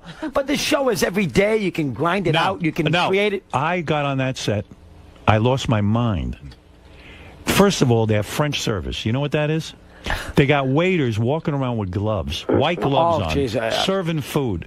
All I got to do is memorize a few lines, go out there and act like a retard, and they're feeding me, and they built an apartment for me. I thought I was a king. That movie made a lot of money, too, didn't it? It did very well. At the end of the day, $80 million all combined. DVD, everything. That movie made $80 million? $80 million. You gave Paul Giamatti a starring on that movie. Paul Giamatti, I started. He's great, too. Love The Illusionist. Love The Illusionist, Thank which you. is good. I had something to say. I got to rent that. I told him what to do. Can I still go to Blockbuster and get that? What, Private Parts? Yes. You better go to Netflix. I don't know if you find a Blockbuster in your neighborhood. Right, you're a little out of it. Oh, I guess did they go Of course you can find it. Yeah, where am I? I think, in fact, we're behind them in bankruptcy. I'm pretty sure. All right, listen to me. You're a great guy. You're the best, Howard. Well, hold on. I appreciate you always what is it, let me Gary? fun. Do you want to know who you beat for Best Newcomer? Yeah, who go was ahead. in that Go group? ahead. Now, just let me brag a little. Oh, you're going to brag. You beat Casper Van Dien for Starship Troopers. Okay. And Michael J. Weil, who was in Spawn. I beat both those guys. That's right. Wow. I remember that. What That's year true. did that come out? About 10 years ago? Yeah, that is? I think 10 years ago. And they were right, because, look, we don't know who those guys are. Yeah, I wrecked those guys' career after I beat them. Let's go to Lewis, who wants to say a quick hello. Come on, let him say hello. This is exciting to have you here. Mad Dog, his channel, 123, XM channel 144. And by the way, see Chris tomorrow night at 11:35 on the Late Show with I'm not David sure Letterman. if I'm the 11:30 guest, as you were talking about earlier today, where you know Why? you've made Who's it. going to be the first guest? I'm out? not sure. I'll be on the second guest. He'll get me on by 12. He'll get me on by 5 after 12. Why go there then? You don't because think I'm not you, Howard. I need the publicity. Yeah? You, on the other hand, you make the show. Listen, sometimes you and Dave are close, aren't you? Oh, real close. Yeah. Aren't you friends? We tried it. Yeah, we write each other once in a while, a little note. I thought you two were going to try to pick that up again. I said to him, we'll go to dinner. Yeah. Then he wrote me a letter back. Yeah, we'll go to dinner. But it sounded sarcastic, so I'm not going to get started. You two. When's the last time you've been on there? Oh, geez, I haven't gone on there. They asked me a lot to go on. I think it's been Why wouldn't you go back on? I don't really want to say that. I have nothing to say at that point. Yeah, but it's enough. But of it's, that. it's I don't need to be You judged. make people happy by having some fun there.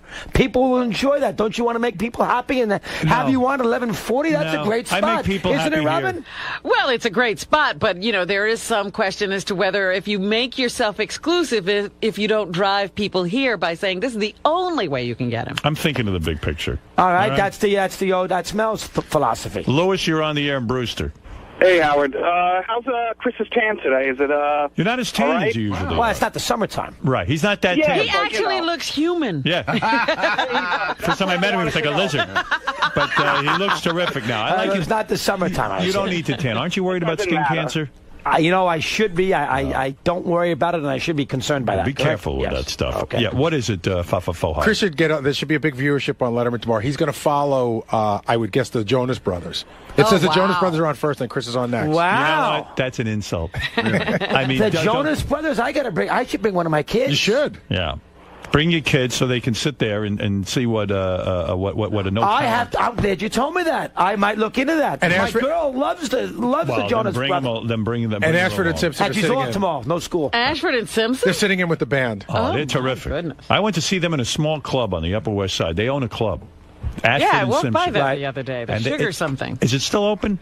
I think so. They had a little easel outside. You ever want to have a great night? You go out there, and it's mostly black people who perform.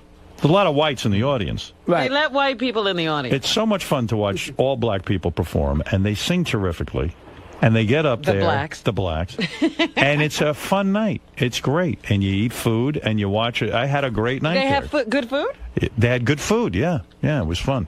Look. I still can't believe I got the Blockbuster thing wrong, for goodness sakes. No more Blockbuster. See, what am I thinking about? There are some. That tells you trying to get this channel together. I've lost touch with America. My mother called me the other day. I can't tell you. You got us into those DVDs, and we love it. And then your father and I joined Blockbuster, and now there's no Blockbuster. I don't know what happened. Do you speak to your parents? Do you speak to your parents once a week, Howard? Oh, yeah, at least. Oh, you do? Oh, absolutely. They listen? Sure, every day. Oh, they do? Oh, yeah, my old man's glued to the radio. Now he listens to me. When I was little, he wouldn't listen. Now he'll listen. He was always screaming, shut up. He had me there 24 hours a day. He was telling me to shut the fuck up. Now he thinks I'm a genius. Vinny, go ahead. You're on the air quickly. Vinny is the late-night liaison, East Coast, for the David Letterman show. Oh, he is? Vinny, Hey, yeah. Chris, we spoke. We're very excited that you're coming on the show. We love you there. I did. Okay. Thank you, Vinny. I appreciate that. So we won't pay attention to what Mushnick says. We'll go in there and do a good job. Yeah. How come those little turds, the Jonas Brothers, are on before Chris? Because they're the new Beatles. When Chris has Oh, my God. New Beatles. Vinny, shame on you. I know. That is I heard you with But McCartney. no, It was it'll be a great show, Chris. Now, Vinny, I'm looking forward to it. All right. Thank you, Vin. All right. That was a wonderful spot with McCartney. I enjoyed that. Oh, That was a a great. real You great could thrill.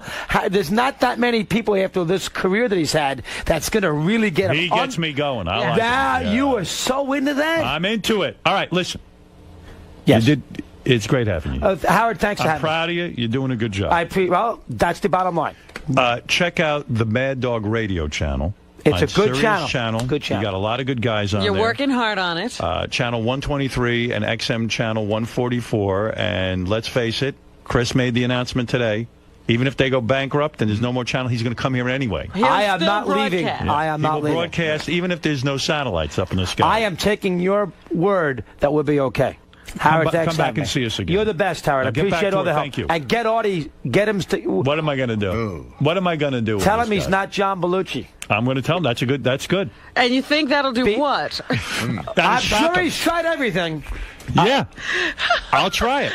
I mean, tomorrow I'm going to try the it. world's crumbling. Don't take it for granted. Success. Be grateful for your success. Howard, you're the best, pal. You are Wait, too. I wanted to ask Chris if he's being like a hands-on manager, like he has this Can't do channel. that. Gotta let your host do what they want to do. Really? So it's just like you hire them, you believe in them, you let I them go. listen. If I see things, if I see a little mechanic that you don't love, you say something. But other than that, you let your guys do you get. Would you listen to what he has to say? I don't think you could avoid it when he's delivering it like that. I don't see him in a management role. Everybody says the same thing. Hey, Chris. Yes. You guys were all over the place today. Yeah, all over. It's a harder interview to do because the first time it was sort of a novice thing. He didn't know me that well, so he wants to get to know me. So it's a little bit more of a spontaneous anything goes thing. This one, we've already done the introduction. So this one, you got to do more of a radio interview. It's a little dicier, but still had a great time. I love going in there. You guys are comfortable? Yeah, very much so. I mean, I don't think there's any issues at all of us getting along. Plus, he likes this mic thing. He likes to play this mic angle, so it gives him something to chew on, have some fun with. Now, you said you were concerned about Artie. I think you read his book. I read the article in Rolling Stone. I want Artie to get healthy. This is ridiculous. Artie, life's too short. I know there's maybe some complications and issues I'm not aware of. They're paying you a ton of money to be funny 4 hours a day. Stop with the booze and everything else. Come in here and do a talk show. It's fun. You're not John Belushi. Yes, it is. Nice, man. It's like good work if you can get it. I love it when you've got a camera person and a woman holding a mic. It's great. Oh, we cover from all ends. It's unbelievable. So excited to be back there? I'm thrilled. Life is good. Life's good when you're Al Roker, right? Life's good if you're above ground. That's what. That's the deal, you know. That's what my grandmother always said. She's not in the obituary. She makes breakfast. Excellent. Unfortunately, she was in the obituaries a couple of years ago. But there you go. All right, Al. We'll see you in there. All right. I know that Al Roker is going to stop by later. Not much later, probably about 10 minutes. He's got a few minutes to come in and talk to us. I always like to talk to Al Roker, a guy who's successful on television. The kind of success you want, where you don't really have to be controversial and you just make a lot of money. How much do you think a guy that makes being on the Today Show doing the weather? It's got to be high six figures, I bet. Maybe even high seven. 6 figures? Al Roker or a regular guy? Al Roker. Al Roker. Oh, he's making big money. I bet he makes 7 figures a year. Wow. He's Al Roker. Al Roker. I'm going to ask him how much he makes and to go over his whole last 10-year tax returns and see what he's doing. I'm sure he's quite comfortable. The thing is that Al Roker's got, I would say he's probably making 7 figures, and guy doesn't appear to have any from Willard Scott. He's a big name in weather. I've checked a couple of sources. The rumor is he makes $1.5 million, but I think that's low. I don't know, $1.5 million, that's a lot of money, and then he gets to go out and do, because he's not a reporter, he can go out and do, like, the Family Feud thing and all that. That's probably why he does it. Yeah. He only has, what? The weatherman is not on that much. I wonder if he has any demons, I mean, like... He doesn't seem yeah, I mean, the food thing, he doesn't have exactly under control, because since he got that gastric bypass, he's gained back 30 pounds. That's got to be his biggest nightmare, that he's going to gain back the weight. What an awful thing that would be for, like, your psyche. You get that operation. And aren't weight gains usually a result of, like, some sort of emotional upheaval in your life? Randy Jackson on American Idol, who had the same operation, looks like he's gaining all his weight back. Yeah, because it doesn't fix that. Well, Fred points out that the weight is just a symptom of something else. Right. Don't look at the weight and say that's the demon. The demon is causing the weight gain. What is that? So what's the demon is what I'm asking. What's he got to eat for? What's his demon? He ain't hungry. I don't know. Yeah. And he's more than a weather guy too. He's like a personality, he's but I don't know, $1.5 million, that's a lot of money. You get jaded. That's a lot of fucking But that's money. network. Yeah. Eric, you're on the air in Hoboken. I'll take a couple of calls. Go ahead. Good morning, King Schmaltz. Oh, thank you. Yes. Did you go by the name King Schmaltz, or was that just the name of the show? No, that was the name of the show, but to be called King Schmaltz is a very big honor. Thank you. So, have you ever been with a girl, Howard, really hot and heavy into it? And, Artie, you can try to answer this question, too. Really hot and heavy into it, you got to get in, if you know what I mean. Right. And she says, listen, I have herpes. Right then? Right, yeah, I mean, she's doing the right thing. She's not keeping it quiet. Right, she's telling you the truth. Yeah, but my point is, like, you're almost at the point of, and then she goes, hold it. She could have brought that up at dinner. Well, that's very sweet of her, actually. But go ahead, what is your question? The question is, have you ever, said, fuck it, just, let me fuck her anyway? Without protection, you're saying? Did you fuck her with protection or without? It doesn't matter. All right. Okay. Al Roker's here. really? Because I know we only have a few Maybe we'll minutes. ask him about this. It's here already? All right. I'll ask Al Roker if you'd like me to. Well, I had a chick who gave me. I got chlamydia once. And well, Al's thank here. you, I Al. don't know if you want to talk about your chlamydia. Whoa. Hey, Al. Good morning. Al, have you ever had chlamydia? No, I haven't. You haven't? Hey, good to see you. Al, you're just in time. I had chlamydia once. Artie was about to on the book. Oh, By the thanks, way. Al. Thank you very much. Sorry, sir. Al, we're talking about. Did you read Artie's book, or you just know about it? No, I read it. You read it? Yeah. Oh, wow. Thank you, Al. No wonder he's depressed. Yeah. I know. I thought, wow, there's the feel-bad book of the year. I think he's happy he's not me. When you read this, did you get depressed? Honestly, I mean, it's a depressing book, right? Actually, I was feeling a little bad before I read it, and then I thought, yeah, what the heck? Life's okay. Too fat to fish. We will push you over the edge. As long as I'm not dead, I'm doing better than this guy. Whatever your problems are, they're not as bad as his. You could put Dr. Phil off the air. Just, you know what? Read Artie's book, and everything's okay. Well, thank you, Al. Have you ever? He's a cure-all. Have you ever? You were just about to have sex with a woman. You're about to get inside of her. Uh-huh. Have you ever been in a position where the woman would turn to you? Yeah. And then say, "Look, I have an STD. I have herpes, or something like that." Has this ever happened? It has not. Me neither. No, I did get a little nervous. One had an easy pass, but other than that, it's no. It's better than a woman saying, I have a penis. Did you have? Well, we've all been there. Did you have a period of time in your career where you were, I'm going back now, before you were married, right? That you got to have a lot of fun because you're the weatherman on the Today Show. In other words, because you're the weatherman. No, it's not what you. That's people, not a sexy. They're not going. Oh, you are the weatherman. No, that's not true. Because any guy who has a high-profile job, and we just figured you're good for 7 figures. We figured about you're a millionaire, right? He laughs at you. It's 8 figures. No. You're mistaking me for Katie Couric. No. Are you not a millionaire? No. Is that true? Here, Al. I don't know. What's a millionaire? I don't know. Are you worth? Is your net your assets? I mean, let's take your house out of it. Okay. Could you get your hands on $1 million cash? Yeah, with a mask and a gun? No, I mean, come on. You wouldn't do that. Who knows?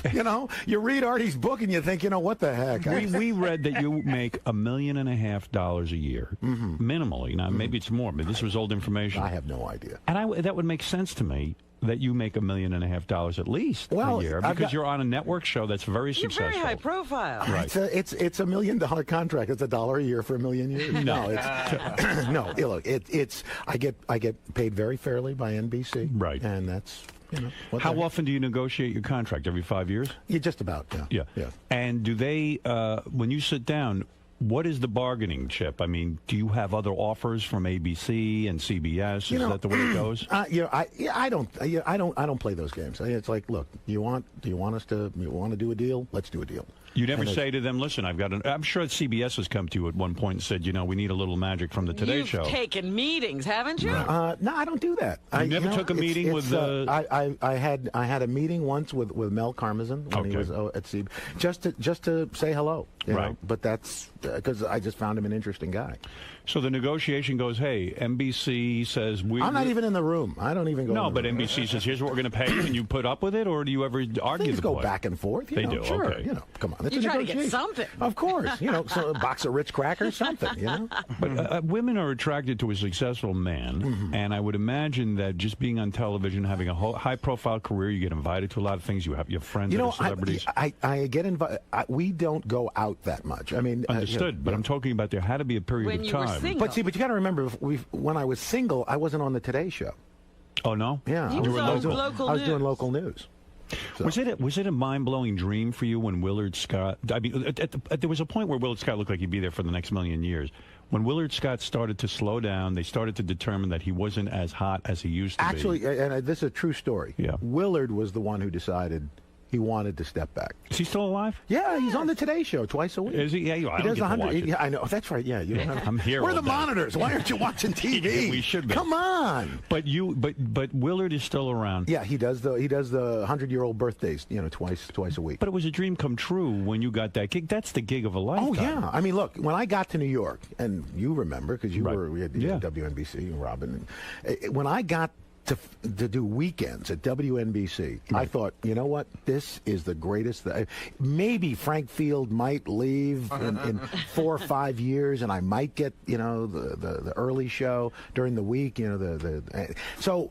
God's honest truth, the Today Show wasn't even on my radar. Right. You didn't say, oh, this is my ambition. Yeah, please. You were just happy to... I was so thrilled. The first time, because I don't know if you remember Live at 5, Don Pardo would be there, doing the announcing. Yeah. And the first time he said, Al Roker with the win. I thought, this is it. How did you get that job? I mean, was your ambition to be a newsman? No, my ambition, to be perfectly honest, I did not plan to be on TV. I really didn't. I was going to be a producer or a director, something like that, a writer.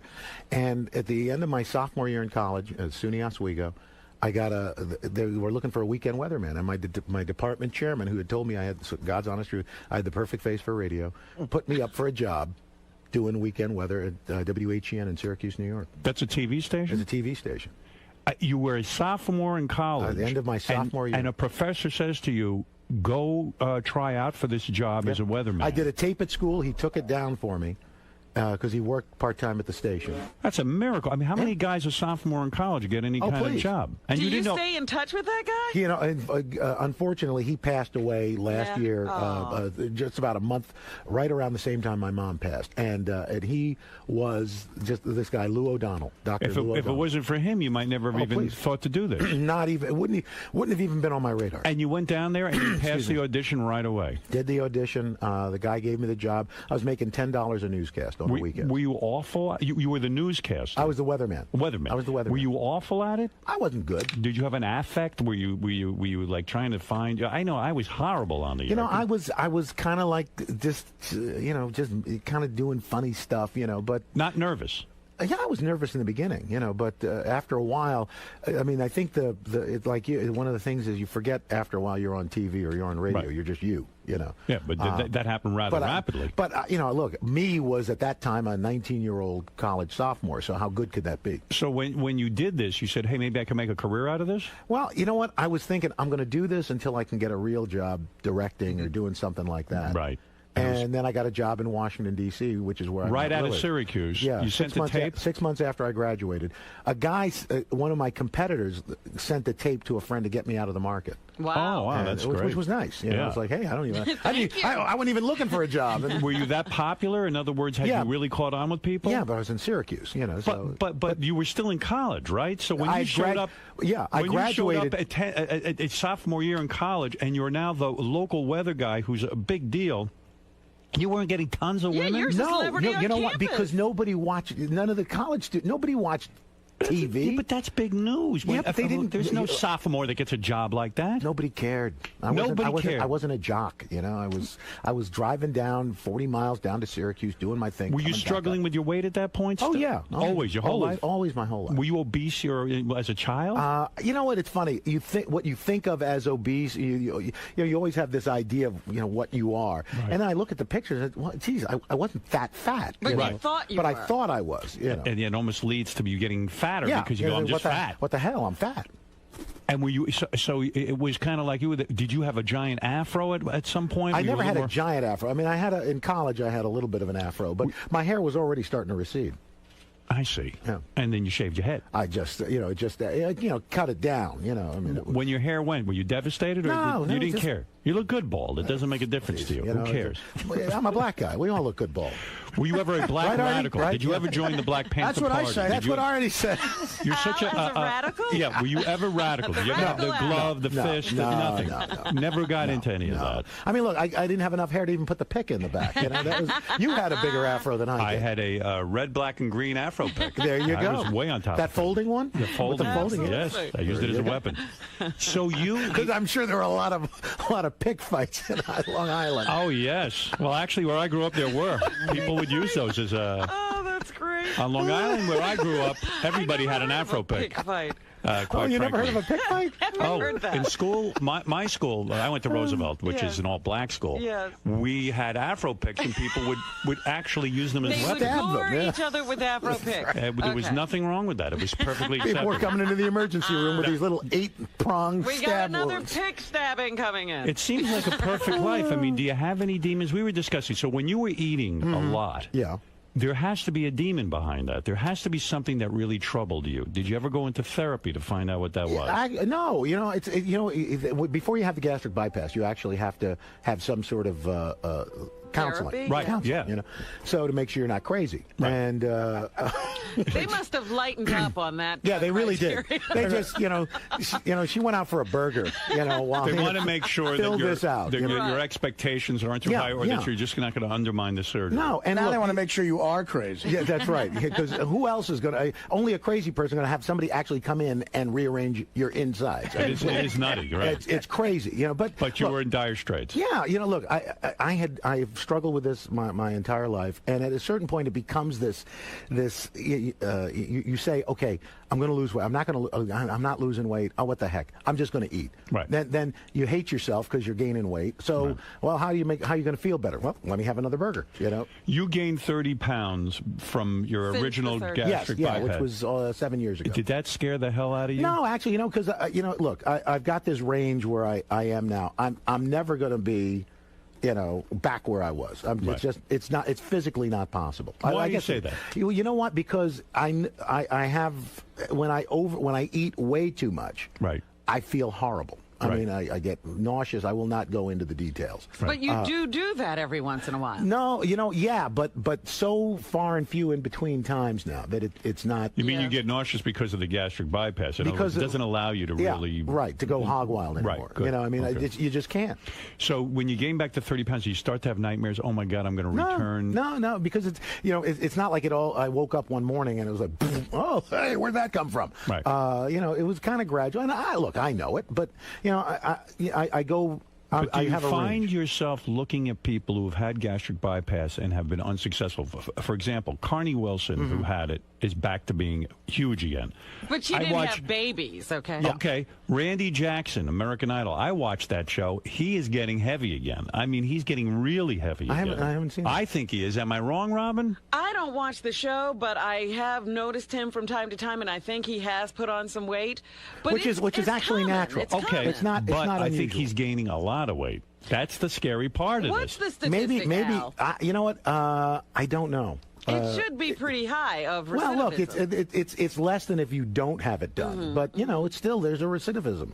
So I get the feeling you never had the wild sexual years. Part of becoming famous and being successful like you are, you never had the orgy scene. You never had two girls at one time. No. Do you feel like you missed out on something? No, because I don't multitask well. Are you not that sexual? I can't. No, I have no drive. You told me you never watch porn. Was that because you want to keep your image squeaky clean? No, I just I always am worried that somebody's going to, oh, look, here's his rental records. Here he's watching porn. What would be so wrong with you? Nothing with wrong. Al Roker admitting nothing wrong porn? with it. I would rather see a good comedy than bad porn. Yeah. So you don't get worked out. You don't want to see anybody naked. I would rather see Kevin James and Paul and Paul Blart. Did you see that movie? I did. It's Was very it funny? I haven't seen it yet. And look, your kids are older now. I mean, I got my middle girl is 10 and my baby boy is 6. So I'm in the middle of that. By the way, if you've got small kids, do not take them to see Coraline. That is a dark movie. Oh, it's scary. Woo! A lot of these cartoons are scary. Were the kids scared when they saw that? My older one wasn't, but my younger boy was. It's scary. Yeah, it's a frightening movie. Wow. And now, I can't believe I'm on Howard Stern talking about Coraline. But what is it? That's a tough thing. Now because you're successful and rich, do you live mostly in a white neighborhood or a black neighborhood? I live in a Filipino neighborhood. No, the reason I ask that is it hard for your kids who are black to meet other black kids? Actually, they go to a private school here on the east side, but that has a very, very diverse population. In that, in my daughter's class, the kids, about 40% of the kids are non-white. There is some diversity at the top now, Howard. Is there? Yeah, a little bit. Yeah. A little bit. But that's an issue for you, right? You don't want your kids to feel like they're the one black kid in the sea of white and the good faces. news is they're not. There are more kids. There are more kids of color in her school than there are in the public school in our district. Right. So better get her in that public school. Yeah. They need help. That's right. So, Al, you went ahead and you made another one of these DEA type shows. Yes. Al has a successful series going. He's branching out. Yes. He can't just do the weather. He always wanted to be a producer anyway. And first of all, I should mention you were the host of the Celebrity Family Feud, which I'm very jealous of. I would like that job. Oh, it's a great gig. I would play it straight. I would just go on there. You'd be good on that. I would, but people are afraid of me. You see, it would be very hard to get. But you have to celebrity. take a chance. You had Kathy Lee Gifford's family. Yes, we on. did. And who did they bring? Cody, Cassidy, Frank. How old is Frank now? Oh Frank is 700 years old. About 76, I think. Wow. And he was able to keep it together. Great. He was fun. You like Kathy Lee? I do. I find her amusing. Well, you guys are working together. Yeah, now she's on the fourth hour of the Today Show. Well, you're not working with her though. Not, are you? no, I see her in the makeup room. Is she not doing well with the ratings? No, actually, the show's doing fine. I thought I read that it was not doing. well. No, it's doing fine. It's doing okay. Yeah, they'll keep Kathy Lee. Oh, there. absolutely. I watch it sometimes. They have to learn to ask a few questions once in a while and stop with all the shtick. Well, it's evolving. Is it? It's evolving. All right. So when you have on a Kathy Lee and she goes up, let's say, against Joan Rivers' family or something, there's a lot of plastic surgery in the room. Do you comment on that? But you don't say anything controversial. You're always nice. Yeah, you don't comment on the people's physical. You never bring up, a couple of years ago, Frank and Kathy Lee had marital problems. That wasn't one of the questions. What do you say? Yeah, it's not really. 100 people were asked. Yeah, he received anal sex. You read it. You do not read that? I try not to. You didn't know that he received anal? I didn't know about that. No, and I probably won't bring that up. Well, he asked for it. I don't know if he got it. He asked for anal. He did not get it. You don't say to Kathy Lee. If it's not in the notes, I'm not going to bring it up. You would not bring that up. No, it's not that. It's a family show. But it's on at 8 o'clock. Do you ever get tempted to say, Kathy Lee? Mm-hmm. You want to go for the big interview. I know you know how to play it down the line, and that's what keeps you going. But the fact of the matter, don't you just say, Kathy, how'd you feel when Frank wanted the anal? I mean, do you ever try to slip one of them? Did you finally no give pun in intended. And give him Do you see why my career gets sabotaged? Because I can't resist those questions. He would be asking that on Family Feud. Yeah, I would. And they're thinking, okay, we're not going to use this episode. not so much. Can we see anal? Number one answer. No. But that's a great gig. Yeah. Show me the Lincoln Tunnel. Okay, no. Is that very good? No. Is that a high-paying job to host the No, Family it's not. Feud? It is not. It's not. Why do you keep getting these low-paying jobs? Why can't you get a high-paying job? I've got 100 low-paying jobs. I just need one good high-paying job. High-paying jobs, like Regis does Millionaire and gets millions of dollars. Why would Family Feud? Because Millionaire at the time was, just a huge network show. I mean, it saved ABC. It put it on the map. Do you think that other people who work on the Today Show, like Matt Lauer, who's a news guy supposedly, and I know Matt, but he can't go out and do Family Feud. He's not allowed contractually. Yeah. Because but you're the Meredith weatherman. Vieira is doing Millionaire. Because Meredith Vieira was doing that prior doing to that joining the before. Today Show. She couldn't do it now, you're saying? Probably not. If she had come here to do the Today Show and then somebody had offered her Millionaire, probably not. Oh. Isn't it a bit of a joke? I mean, to make a distinction between the weatherman and the news reader, it's all showbiz. It is. Look, the funny thing is, it was kind of carved out when Willard had the job. Right. The irony is, I couldn't do commercials when I was on local news. Right. And then when I got on the Today Show, you're okay. By the way, you can do a commercial. Well, okay, great. Right. So isn't it kind of strange that, in a way, maybe even Matt Lauer and all these guys are jealous of your career because you get to do other things and you get to make additional money. That's what it's about, isn't it? I don't think so. They make good money. They don't make great money. What do you think Matt Lauer's What does making? Matt get? You know. Al, stop it. You never looked into what Matt Lauer's making. No. That's a lie. You know why? You know why? Here's the deal. Because you go down that road, and there's no turning back. Hold it a second. Your agent doesn't go looking into that and say, hey. He probably has comparables. He knows. But I don't want to know how much my coworkers are making. Look, everybody has an idea. But, what's your idea? I'm not. What is your idea? No. When you say everyone has an idea, everyone doesn't have an idea. Well, everybody who works in the business has What would an you idea. guess Matt Lauer makes? He dresses nicely. Give me a guess. Give me a guess. I'm not giving you a best guess. I am guesstimate. not giving you a a guess. Why? Because I got to go back across the street and work. But it's a guess. I don't you're care. Not saying, you see, you're not saying anything. Yes, go ahead, Fred. According to IMDb or Wikipedia, whichever you choose. Which Al is on every 5 minutes. Yes, go ahead. What's the update? Al's going to really be going crazy now. 13,500,000 annually. Oh, that's why you overeat annually. But that's why he doesn't need another job. That's right. All right, 13 million. Okay. What does it say on IMDb that Al Roker makes? Who's been there that's longer what I than found out so far was like the 1.3, 1.5 area. I wouldn't. What? I don't. Aren't you as much a part of the success of the Today Show as Matt I am. Lauer? Look, I am not saying More. that either. More No, not more. I mean, Equally. Look, here's the deal. Anything you read in the paper is either wildly underinflated or overinflated, and I can tell you that. Oh, so you are saying so he's making 26 million. The best of your knowledge, 13 million is inaccurate. So You've checked it out. He's making 26 million. You're making 80 grand a year. Do not believe for a minute that Al Roker hasn't looked into this thing in a big way. You know, He's putting the best face on this. He's pulling an A-Rod is what he's doing right now. I have never taken steroids. I believe you. Although I do have large breasts, but I have never By the taken way, steroids. I was looking at the pictures of A-Rod this morning with his shirt off. They have a lot of them now because he announced he did steroids.